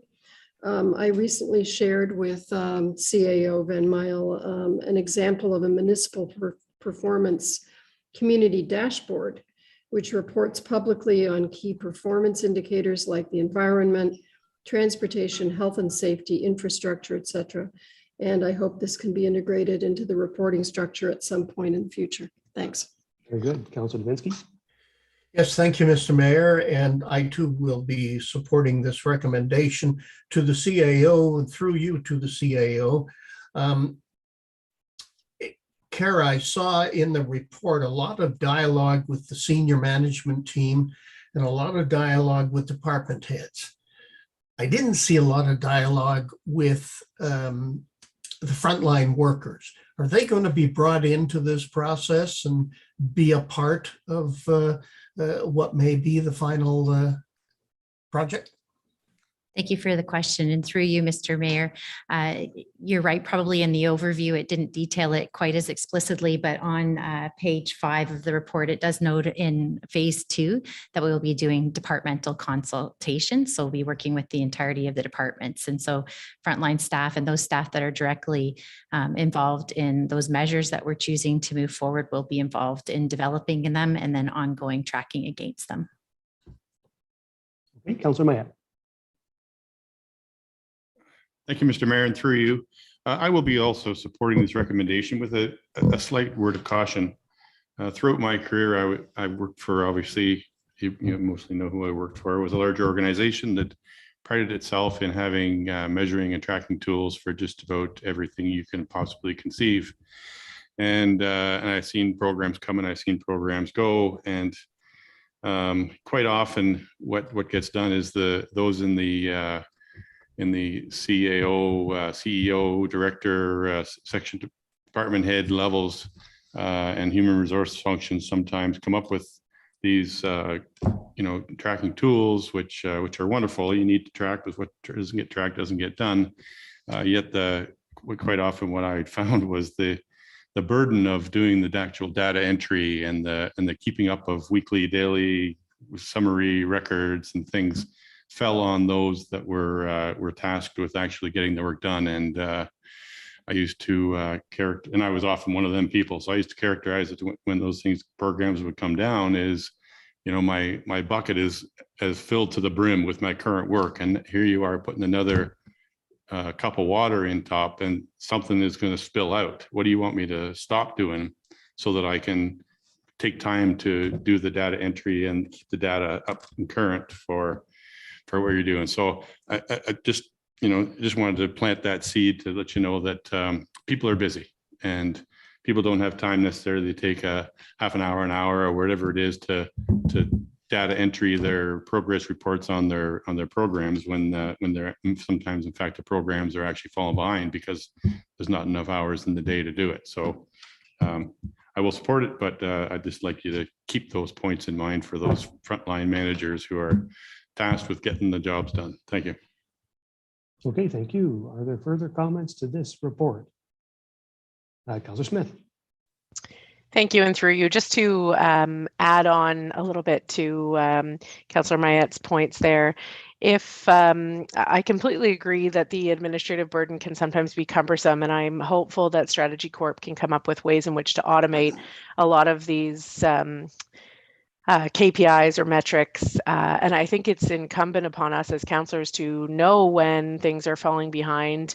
And personally, this is something I've been harping on for 3 years now, because I don't have line of sight to those things that may or may not be behind schedule, or those particular first line managers who are seeing volumes of work exceeding what their capacity is. And I think that this will give both our senior management team and our fellow counselors an opportunity to see those things. Thank you. Thank you. Are there further questions or comments? I think this is one of those things that as this municipality and this organization grows and has greater responsibility and has to serve more people and perform more functions, it's a natural evolution that we have to formalize these processes and make them clear and standardize them in a growing organization. It's the only way to run a larger organization, whereas 20 years ago, you would have measured your performance by talking to the person next to you at your desk, or the CAO could have walked around the room and found out how everything was doing. Today, there's just a lot more happening, a lot more people, and it's up to this council to make sure we're adequately resourced in terms of human resources to do the work that needs to be done. And one of the critical things that needs to be done is monitoring the work that we're doing, so we and CAO can run the organization effectively. So it's critical stuff, and I think it's important that we move it forward. So you've heard the recommendation, and I'll ask all in favor. That's carried. All right, so now we're on to item 3, staff report on the updated hours of work policy and the manager of human resources. Good evening. Just a bit of background, Your Worship, and to the rest of council. The Employment Standards Act has been amended, requiring employers to have a policy dealing with disconnecting from work. Just want to note that none of the regulations were amended, so all of the rules around hours of work, overtime, and whatnot continue to be the same as they were before this amendment was made. So our recommendation is to amend our existing hours of work policy to include the required language and way that will address disconnecting from work in that existing policy. And that was noted in the Ministry of Labor update as an acceptable way to proceed. So we've included the language that's required, and that meets our legal obligation. And then we will be communicating that policy change out to our staff in time for the June 2nd due date. Okay. All right, I have a recommendation that council approve the updated hours of work policy to reflect changes relating to the new disconnecting from work policy requirements in compliance with the changes to the Employment Standards Act 2000. Questions or comments? Don't see any, so all in favor. That is carried. All right, now we're on to infrastructure and development.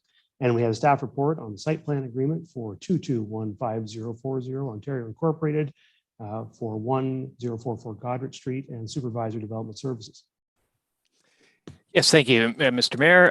I will be brief. The site plan in front of you is for a small addition. It's doubling the size of the building by another 230 square meters, which for those of you still in Imperial, which is me, is about 2,500 square feet.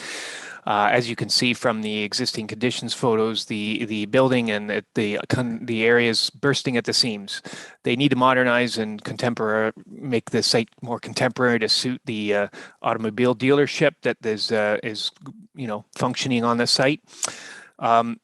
Because of the expressed concern about trees, particularly for landscaping, the main objective of the site plan exercise was to enhance the site from existing conditions to future, but balancing their desire for ensuring that trees, particularly conifers and I guess deciduous, which is maybe all trees, don't despoil the vehicles as they are being displayed. So the landscaping as shown in the site plan is mainly front loaded, but it's sort of a low mix of conifer shrubs, grasses, ornamental grasses, and you can see the phlox in the photographs as well as sort of bright colors to highlight that. But in addition apologize for the dogs. In addition to the landscaping, we're also seeking a contribution of $2,500 to support cycling initiatives as a bit of an offsetting, amount to because the trees can't be planted. So I'll leave the report there, and if you have any questions or comments, happy to answer. Sure. I'll read the recommendation. It's recommended that council pass a bylaw to authorize a site plan with 2215040 Ontario Incorporated to construct an addition to the automobile dealership, and that council authorize the director to approve subsequent site plans associated with the subject lands, provided the site plans are in general conformity with the overall site plan, are consistent with the town's development guide, and compliant with the town's zoning bylaw. Are there questions or comments? The deputy mayor. Can you hear me? We can. Good. Thank you, Mr. Mayor. Through you. I don't see the need for trees along here. This is a commercial corridor. You go all the way down to Home Hardware, all the way up there. There are no trees. There is some grass in areas. Trees along the parking lot of this building will, as they said, lead to debris going on the vehicles, which we don't need. There's another development coming in next to it. Once they start to develop, will they damage the roots, which then damages the trees? Trees are not needed along the highway corridor. They block view. I don't mind, as I said, the grass and some low shrubs, but this is a car dealership. Look at the one just south of it. There's a little bit of grass. There's driveways in, driveways out. So I agree with this, but I don't see the need for trees. Okay, Councilor Grace. Thank you, Mr. Mayor. And I was just going to comment that I'm glad to see that the landscaping, which is the standard is requiring 30%, that it's a little bit over that at 31%. So thank you for that, Jay. And I like the proposed landscaping options that you describe in your report. Councilor Matt. Thank you, Mr. Mayor. Through you, I just want to agree with Deputy Mayor Matheson. Putting trees on the west side of the highway causes snow drifts in the wintertime. So I would put a word of caution in around considering anything higher than a shrub along there. Thank you. Okay, the Vice Deputy Mayor. Mr. Mayor, just to echo, Councilor Grace or Deputy Mayor, I think Jay done a really good job with landscape, and shrubs and grasses and bright colors along that corridor, I think is something that's really important. And I agree with the car lot, and trees perhaps don't mix. So in this case, I think you've done an excellent job, and pass on my my thanks to the car dealership owners, because I think they've come up with a really 31%, Councilor Grace just alluded to, which is tremendous. So great work. Very good. Are there any further questions or comments around this one? I think, yeah, I agree. It's going to be a positive development for our community, and you've done a good job designing it. And I don't think by council being involved in this site plan, we've disrupted the process even one little bit. I think we're just going to pass this by, and it's going to go great both for the property owner and for the community. So nice to see council's continued involvement in this one for the time being. Anyway, if there's no further questions or comments, I'll ask all in favor. And that's carried. Okay, so now we're on to Community Services, Parks and Recreation, and a staff report on the lease agreement for Chantry Island and the Ministry of Fisheries and Oceans, and the Director of Community Services and Operations. Thank you, and through you. Tonight, I'm asking that council pass a bylaw to authorize a 1-year lease agreement between the town of Saugeen Shores and Her Majesty the Queen, as represented by the Minister of Fisheries and Oceans, for the leasing of the Chantry Island with an expiry date of March 31st, 2023. This lease agreement is for a 1-year term, and that 1-year term comes at a request from the ministry. Typically, this is a 5-year agreement. 2 items driving the request for a 1-year term is that the Canadian Coast Guard will be reviewing its operational requirements at Chantry Island, and also the DFO will be reviewing strategies for their long-term planning purposes of lease sites, much like Chantry Island. The town of Saugeen Shores continues to work closely with the DFO and the Marine Heritage Society to ensure the sustainability of Chantry Island. We have requested to be kept informed during their study and review, and that we would like to have time to discuss the outcome well in advance of the lease expiry. Okay, very good. There's a recommendation that council pass a bylaw to authorize a one-year lease agreement between the town of Saugeen Shores and Her Majesty the Queen, as represented by the Minister of Fisheries and Oceans, for the leasing of Chantry Island with an expiry date of March 31st, 2023. Is there questions or comments? Councillor Grace. Thank you, Mr. Mayor, and thank you, Kristen, for the report, and thank you for your approach to this. When I read it, my heart skipped a beat because I was worried about the future. I do know, have we ever had this kind of review since the lighthouse has been restored and we've had tours? Thank you for the question, and through you, Mr. Mayor. To my knowledge, Councillor Grace, no, we have not. I will ask those that have been here a little bit longer, perhaps, if we have done that. I did reach out to Carrie, who was our contact at the DFO office. We are applying for a grant, and part of our grant that we're applying for is actually to update a structural assessment of Chantry Island itself. She was very supportive of that, and so that gives me a little bit of hope, perhaps, that we will continue this great working relationship. Thank you. And I know I said this before, but I think that one of the great strengths of our being able to keep this arrangement that we have and keep Chantry Island is the fact that we have this Marine Heritage Society, which has, we know that this would never have happened. We would never be able to continue having this wonderful cultural resource without them. And from looking at the proposed study, I mean, a lot of it is talking about maintenance and keeping the site in good repair, and that's due to them. So, and to our staff for working with the Marine Heritage Society so well all of these years. Thanks. Thank you. Are there further questions or comments? I think that in part, to answer your question, Councillor Grace, divestiture has always been a conversation bubbling away in the background. I think, I think that the ministry is obviously having those considerations again now, talking with the Coast Guard and whatnot about its needs. And I think the town should always be prepared to enter into a conversation with DFO about ownership of the island. Because you're right, the island, the Imperial Tower, the Keeper's Quarters, all those things are critical tourist assets for our community, not to mention cultural assets. And they have to be maintained, and we have to maintain them. And if it reaches the point where the ministry decides it isn't going to do that, then I think the town has to be prepared to step up to do it. So that could be the kind of conversation we're maybe having in a year's time with DFO. And this council, the next council, should turn its mind to having that conversation to preserve those assets. So more to come on that. If there's nothing further, then all in favor? That's carried. Now, the second report, a staff report on a sublease agreement for Chantry Island with the Marine Heritage Society and the director. Thank you, and through you, and following Councillor Grace, wonderful comments about our friends with the Marine Heritage Society. So tonight I'm asking that council approve a bylaw to authorize a sublease agreement with Marine Heritage Society for subleasing of Chantry Island with an expiry date of March 31st, 2023. So in keeping with the agreement that we just spoke about a few minutes ago between the town of Saugeen Shores and the DFO, this lease agreement also will be for a one-year term.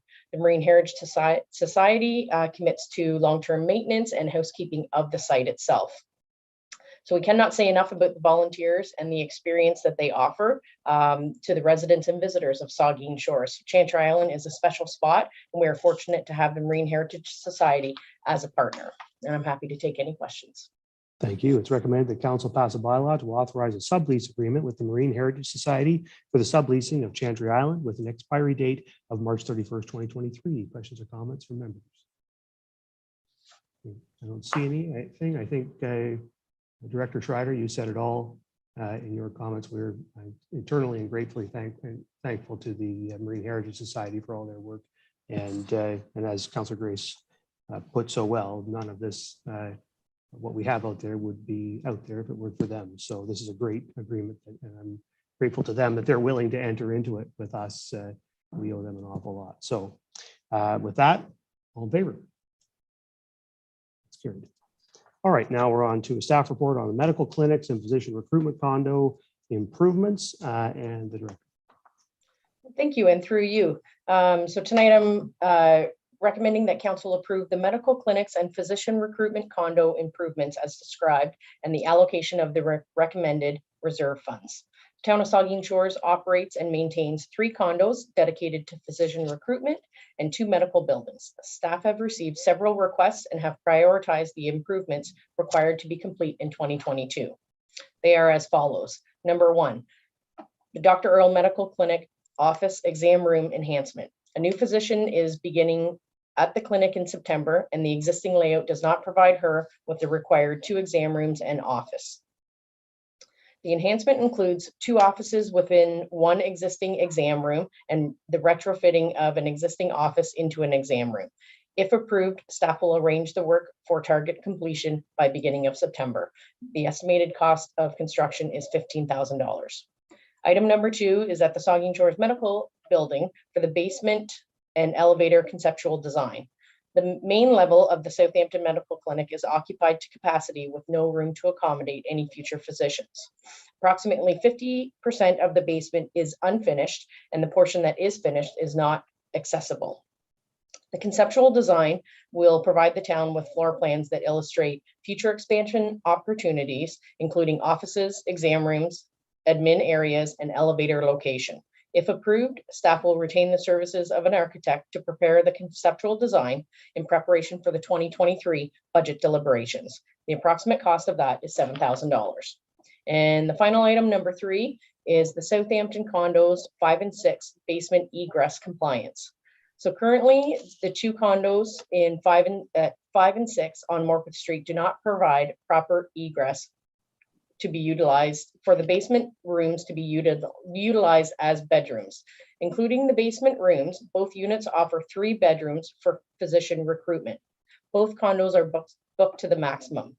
Not utilizing the basement bedrooms to provide housing will significantly impact the program. Staff have received approval from the Society of United Professionals and Stonegate Condominium Board for the project to proceed. If approved, staff will arrange for the work to commence as soon as possible, and the estimate for that project is $10,000.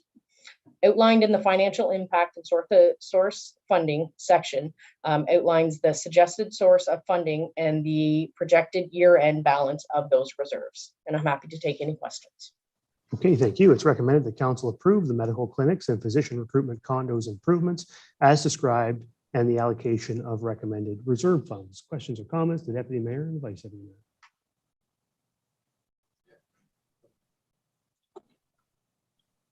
Thank you, Mr. Mayor. Through you. Can you hear me? Yep. Kristen, one quick question for you. The Southampton Medical Building, I've had a couple people ask me about the phone lines. They tell me that they try to get a hold of the doctor's offices and the doctors say they haven't got enough lines to accommodate the number of calls. Could you just check in and let us know if the phone lines are, because the building is older, if the phone lines are up to date and the doctors are being able to use them, utilize them to their fullest? Yes, thank you for the question, and through you, Mr. Mayor. Actually, the staff at the Southampton Medical Clinic are in contact with our IT department. Our IT department, Darren and Oscar, are working with them to try and rectify and upgrade that system over there. You're right, it is fairly old. Okay, the Vice Deputy Mayor. Yeah, thank you, Mr. Mayor. I just want to suggest to staff and council that, you know, a letter of thanks does go out to the Society of United Professionals. You know, those condos that we have in our community are extremely important. We all know that, you know, for locums and residents and, you know, physician recruits and you know, what they did for this community, I don't know, 15, 20 years ago, how long back it goes now, but those condos are pretty darn important to our community. And sometimes we lose sight of the fact that those are great investments for our community when it comes to physicians and physician recruitment. And I would like to request, Mr. Mayor, that a letter of thank you go out to the Society of United Professionals. And you know, sometimes we forget that's a great investment. So I'd like to see that happen if council would support that. Just to say thank you, society. We appreciate what you've done for us, and we're going to maintain these facilities as required. Thank you. And for your and council's information, I recently met on site at the condos with representatives of society and offered thanks on behalf of the municipality. And a photo was taken, and I suspect some even more public thanks than just a letter is in the offing. So stay tuned for that. But you're absolutely right. I was fortunate to be there when those condos were first given to us, and I think you may have been there as well, Vice Deputy Mayor. And it's been a long time, and they've continued with that $1 a year our cost to us donation all those years, and it's truly a remarkable contribution by them. I saw Councillor Smith earlier, so Councillor Smith, no? Okay. No, thank you. Okay, any other questions or comments? I don't see any, so you've heard the recommendation, and I'll ask all in favor. It's carried. All right, so that brings us to the end of community services, and we're on now to communications, petitions for information. There are 10 items there. Does anybody have any comments on any of those items? Deputy Mayor.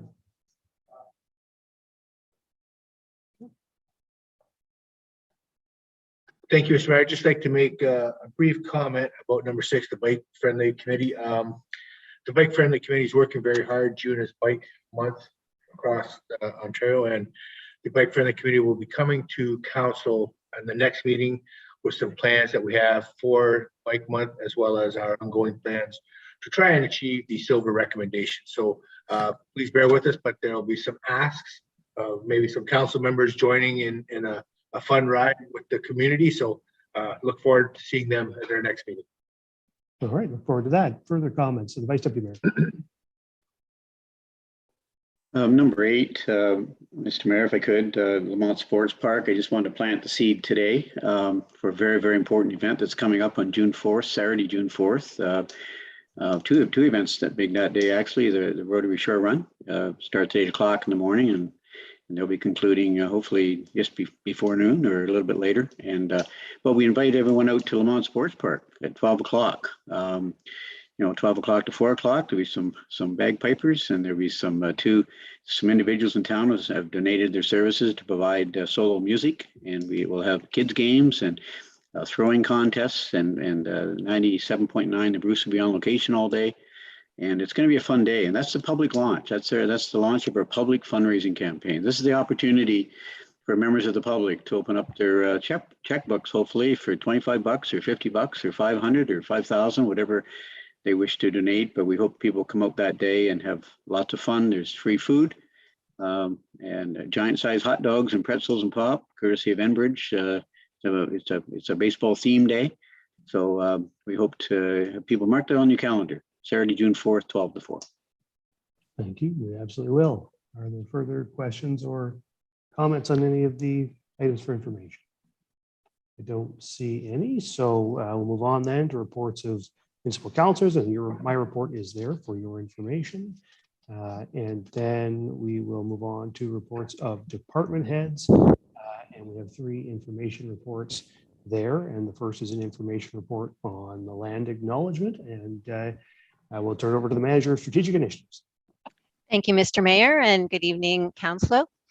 This report speaks to the process for the development of a land acknowledgement for Saugeen Shores. Land acknowledgements are simple but powerful statements. A well-developed land acknowledgement is authentic, meaningful, and empowering. While there are technical components that reference the land and the people, it can also enact action, so words become much more than letters on a page.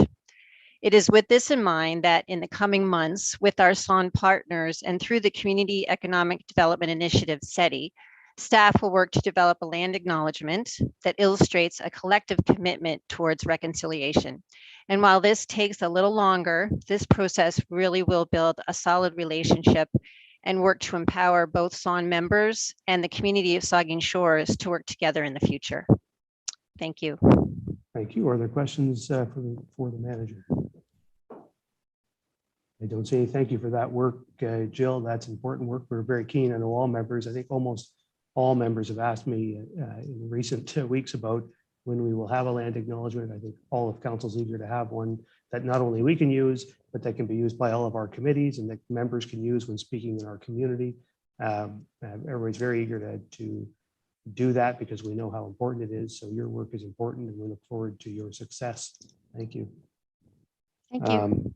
Now we're on to the second report, which is also from the Manager of Strategic Initiatives, and it's a physician recruitment observation report. Right. Thank you again, Mr. Mayor. And you all know that in 2020 and 2021, Saugeen Shores successfully recruited 5 physicians. 3 opened or are opening family practices between 2021 and 2022. 1 is scheduled to open a family practice in the summer of 2023, and then we have 1 more opening a family practice in the summer of the following year, 2024. In addition, Saugeen Shores successfully contracted with the Victoria Order of Nurses that supported the expansion of the nurse practitioner primary health care services at the Saugeen Shores Medical Clinic in Southampton and the opening of a same-day urgent care clinic. There are now 2 nurse practitioners in place to further support the community. These accomplishments afforded us the opportunity to review the current physician recruitment program. And this report before you highlights those initial findings, both in the strength of the program, and then it notes some gaps or areas of improvement. The strengths can be categorized by strong relationships, a collective commitment towards physician recruitment, an incentive package that is flexible and meets the needs of physicians at various stages in their careers, a solid mentorship program for residents, and access to both temporary accommodations and medical facilities.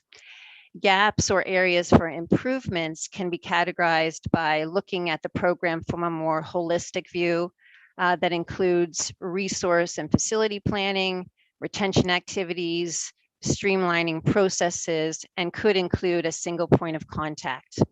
In the fall, a more fulsome report with recommendations on program enhancements will be presented, noting any applicable resourcing or budget implications.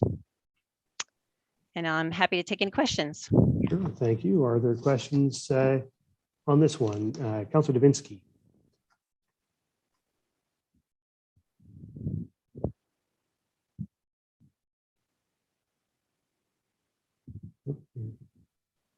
Read it there, John.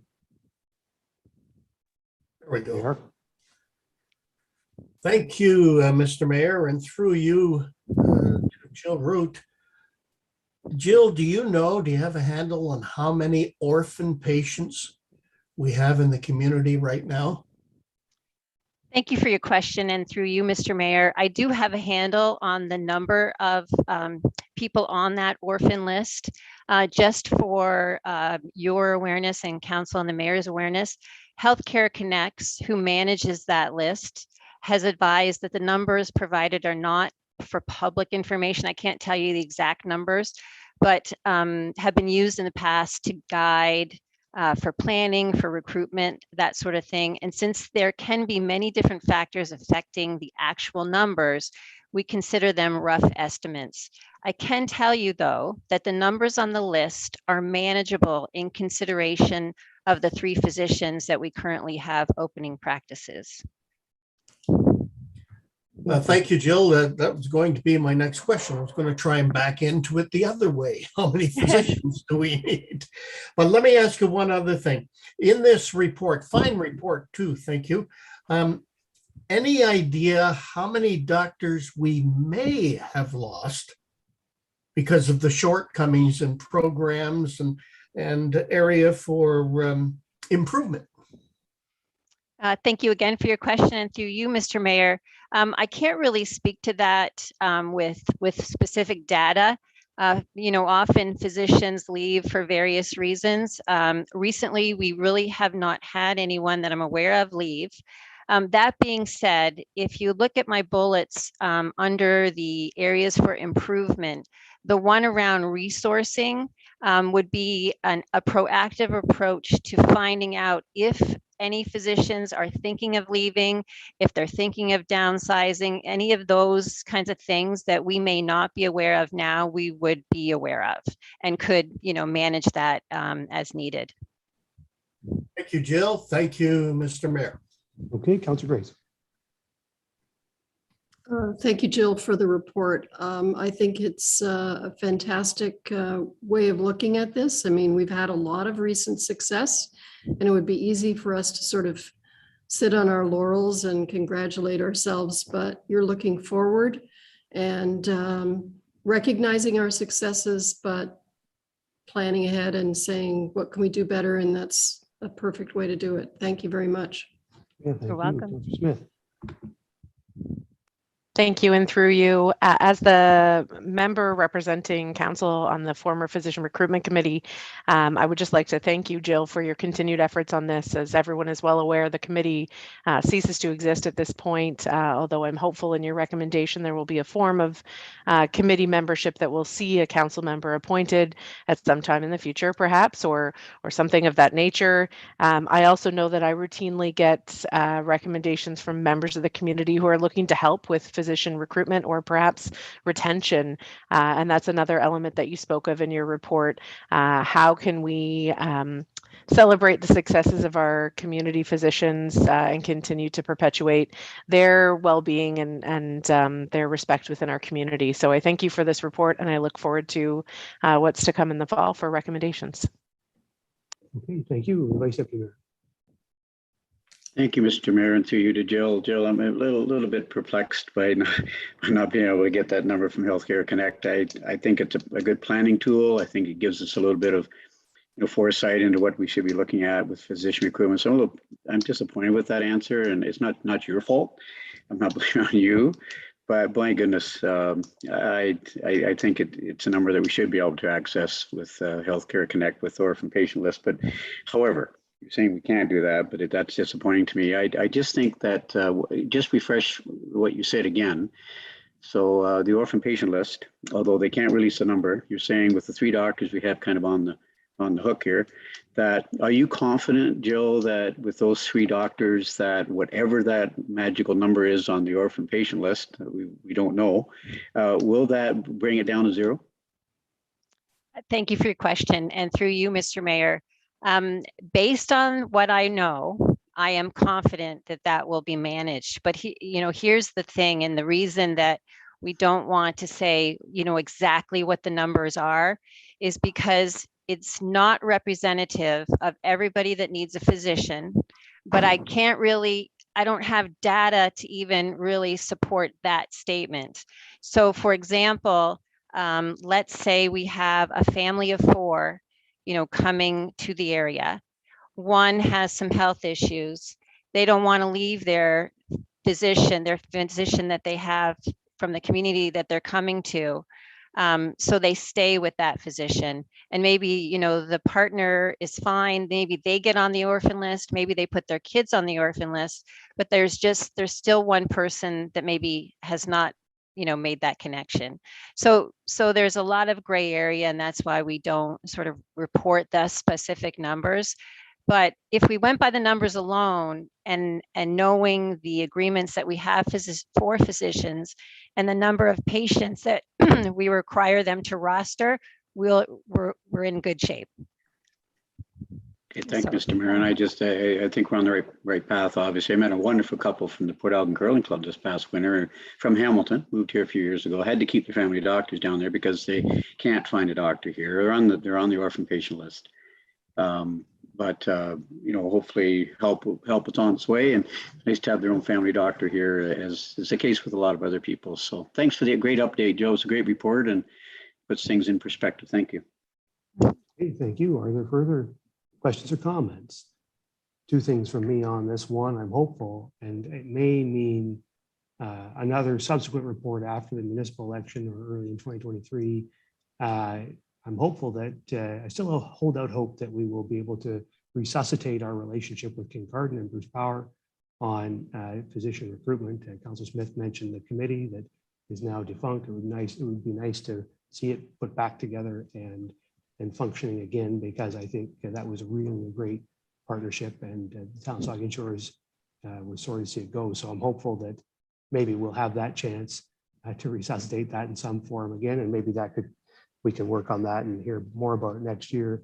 The other thing I think we need to pay attention to is, we do physician recruitment, but primary care, a little more broad term, is something we need to keep an eye on, and that means more than just physicians. It means, I think at least, it means nurses as well. And you've seen council will have been monitoring the situation in the South Bruce Grey Health Service, in Walkerton and Chesley emergency rooms closing. There's been some resolution there recently, but not a perfect resolution, and it remains a risk.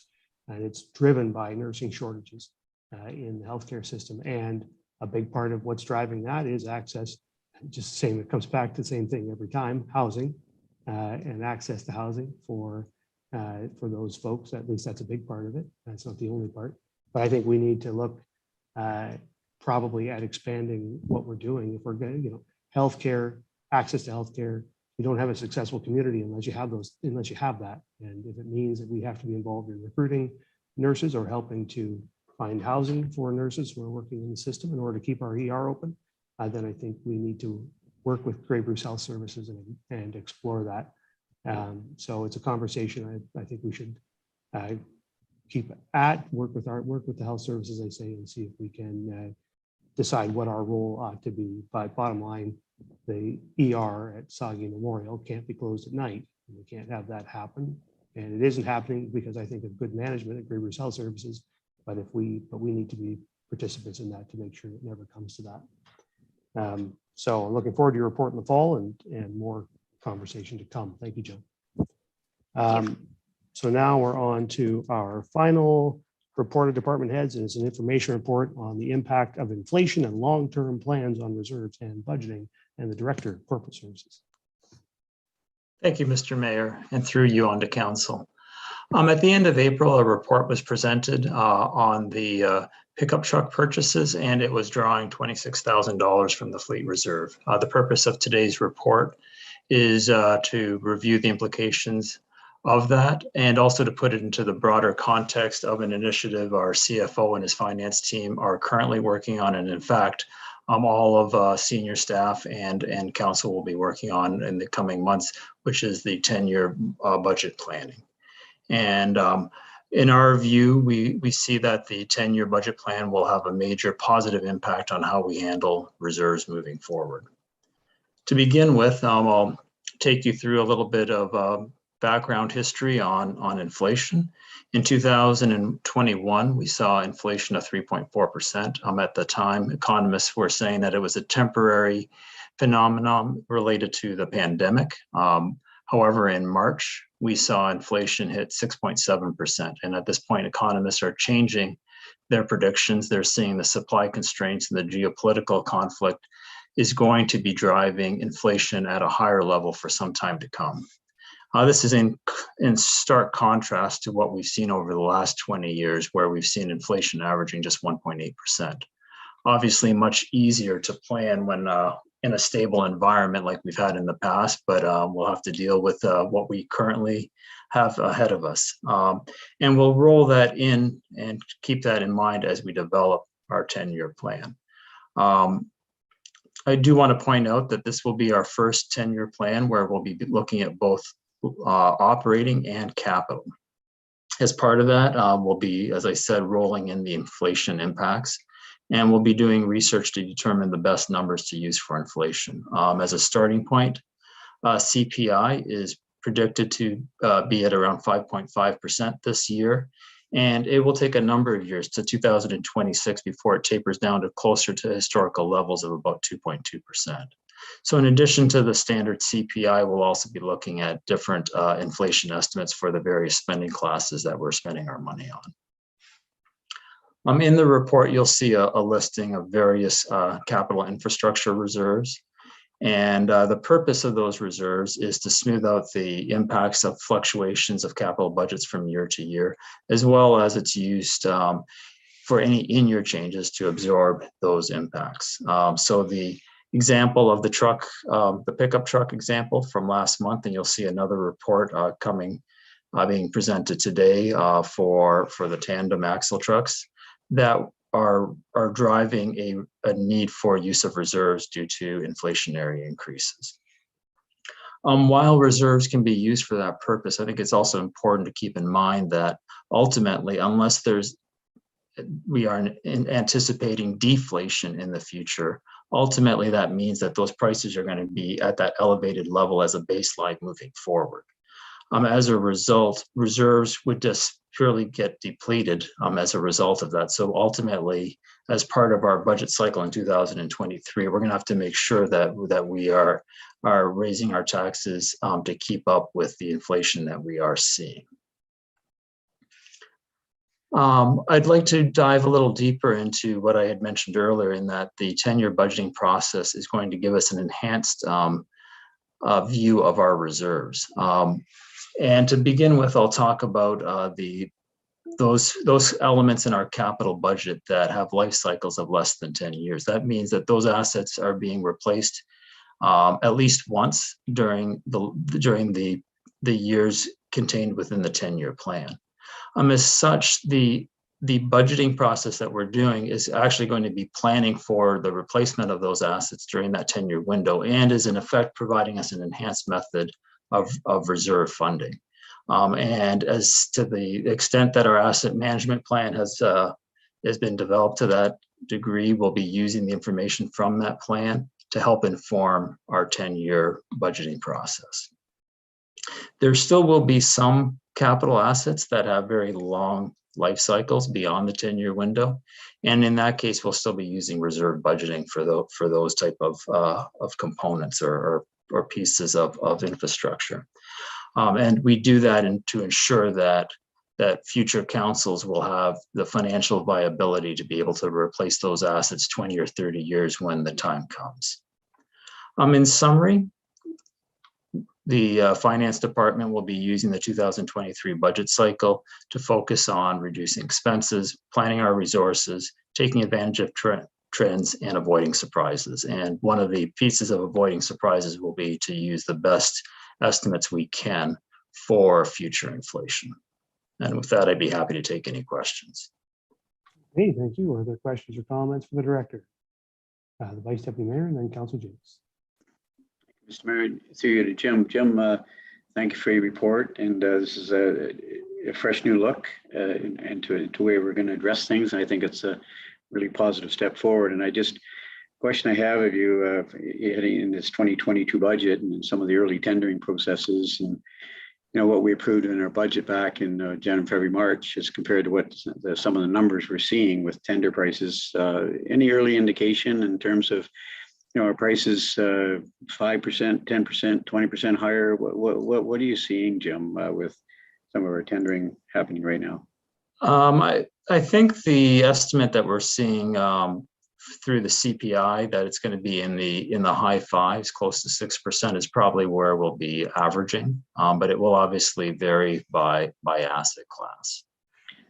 Okay, I spoke with a member of council, Kincardine, today, just talking about capital asset management and some of the tendering amount coming in. And there's one project, 200 grand, coming in at 300 grand.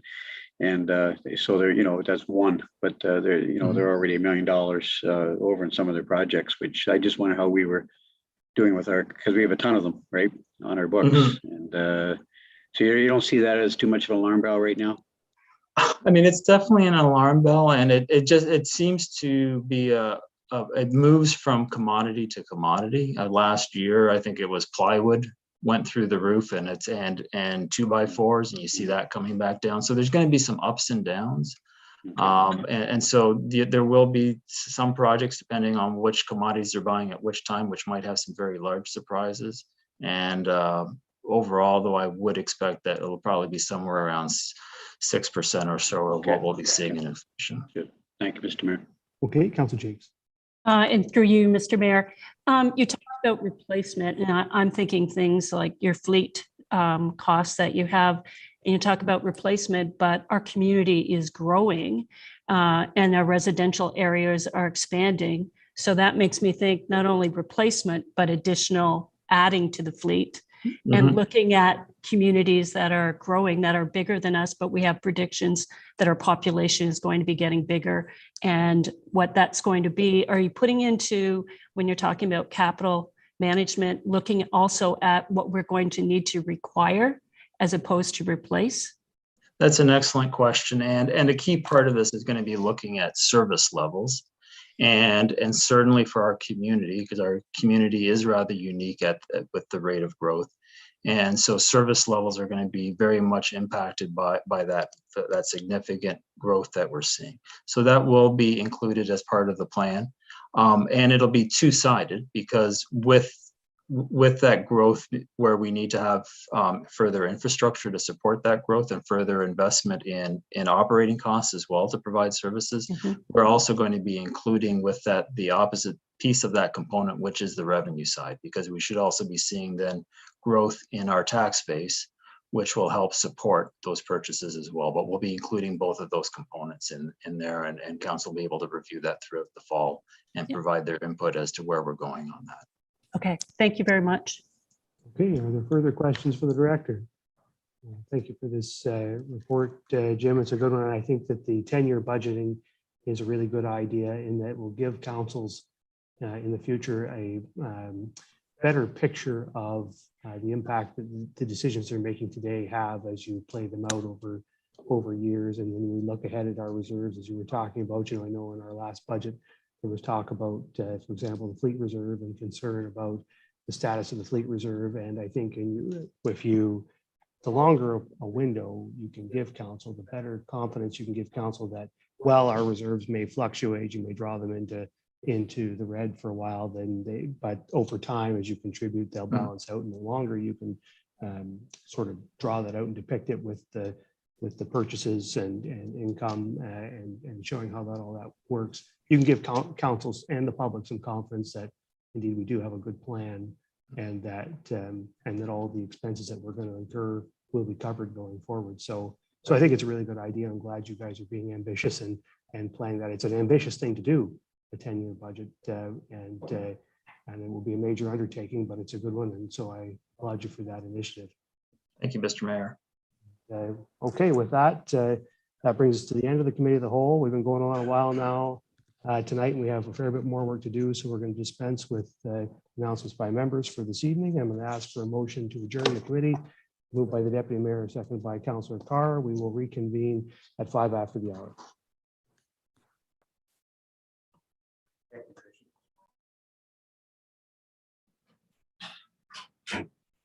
Yeah, if we can get all council members to turn on their cameras.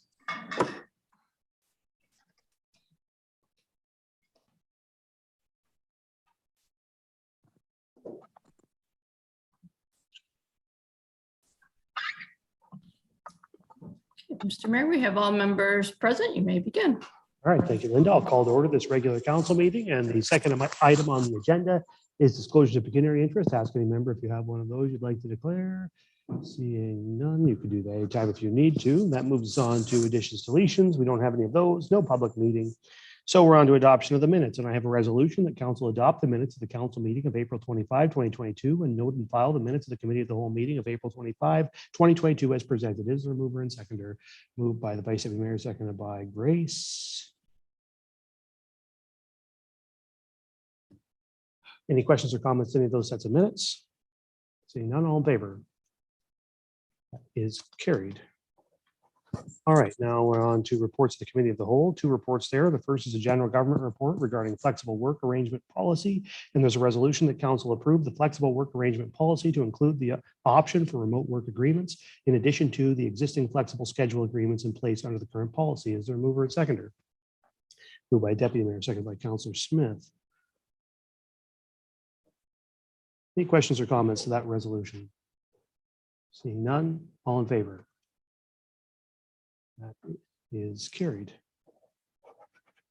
All right, now we're on to the second one, which is an infrastructure development report regarding the Southampton Water Pollution Control Plant Class EA Blue Water Subdivision Bill 109 changes, future development, Southampton Landing Trails and Parks. And there's a resolution that council approved the infrastructure and development report dated April 25th, 2022. Is there a mover and seconder? Moved by Davinsky, seconded by Grace. Any questions or comments to the resolution? Seeing none, all in favor? That is carried.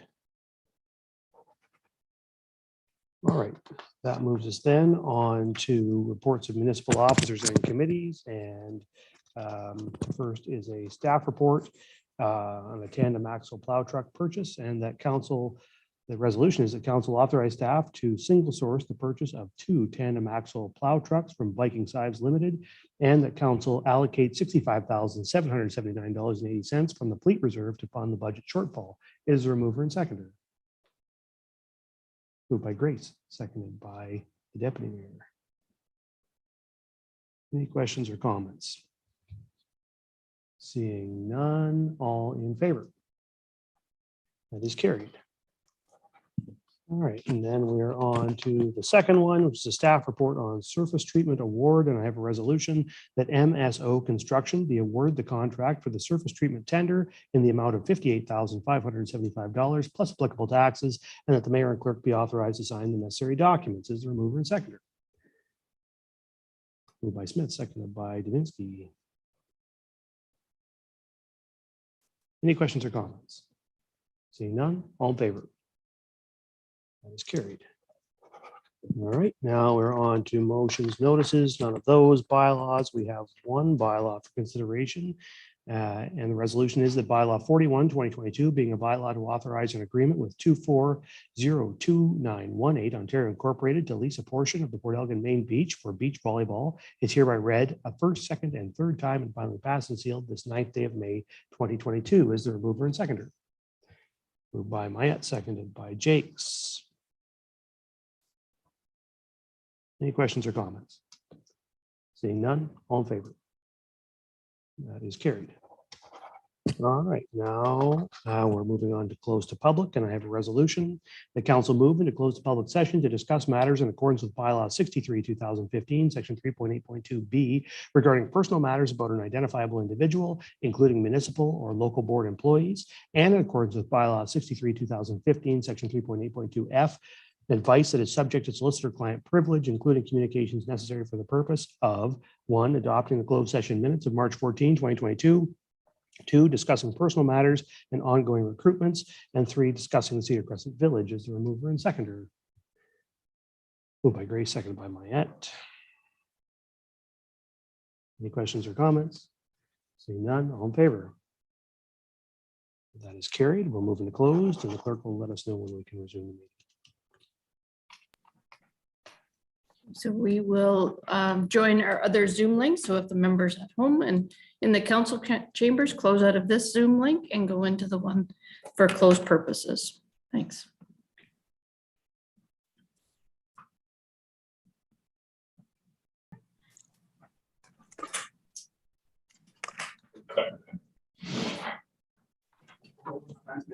Yeah. Okay, so we have all members back. We can stop sharing the screen. Mr. Mayor, we're returning to our regular meeting and you may proceed. Okay, we'll resume the regular council meeting then, and arising from closed, I can report that council adopted the closed session minutes of March 14, 2022, discussed personnel matters and ongoing recruitments, and discussed the Cedar Crescent Village. No items other than that were discussed in the closed session. I have then a resolution that bylaw 42, 2022, being a bylaw to confirm the proceedings of the council of the town of Saugeen Shores, is hereby read a first, second, and third time and finally passed and sealed this 9th day of May, 2022. Is there a mover and seconder? Moved by Mayette, seconded by Smith. All in favor? That's carried. And finally, I have a resolution that this regular council meeting of May 9th, 2022 hereby adjourns at 9:48 p.m. Is a mover and seconder, Mattson and Grace. All in favor? Council stands adjourned, and have a good evening, everybody.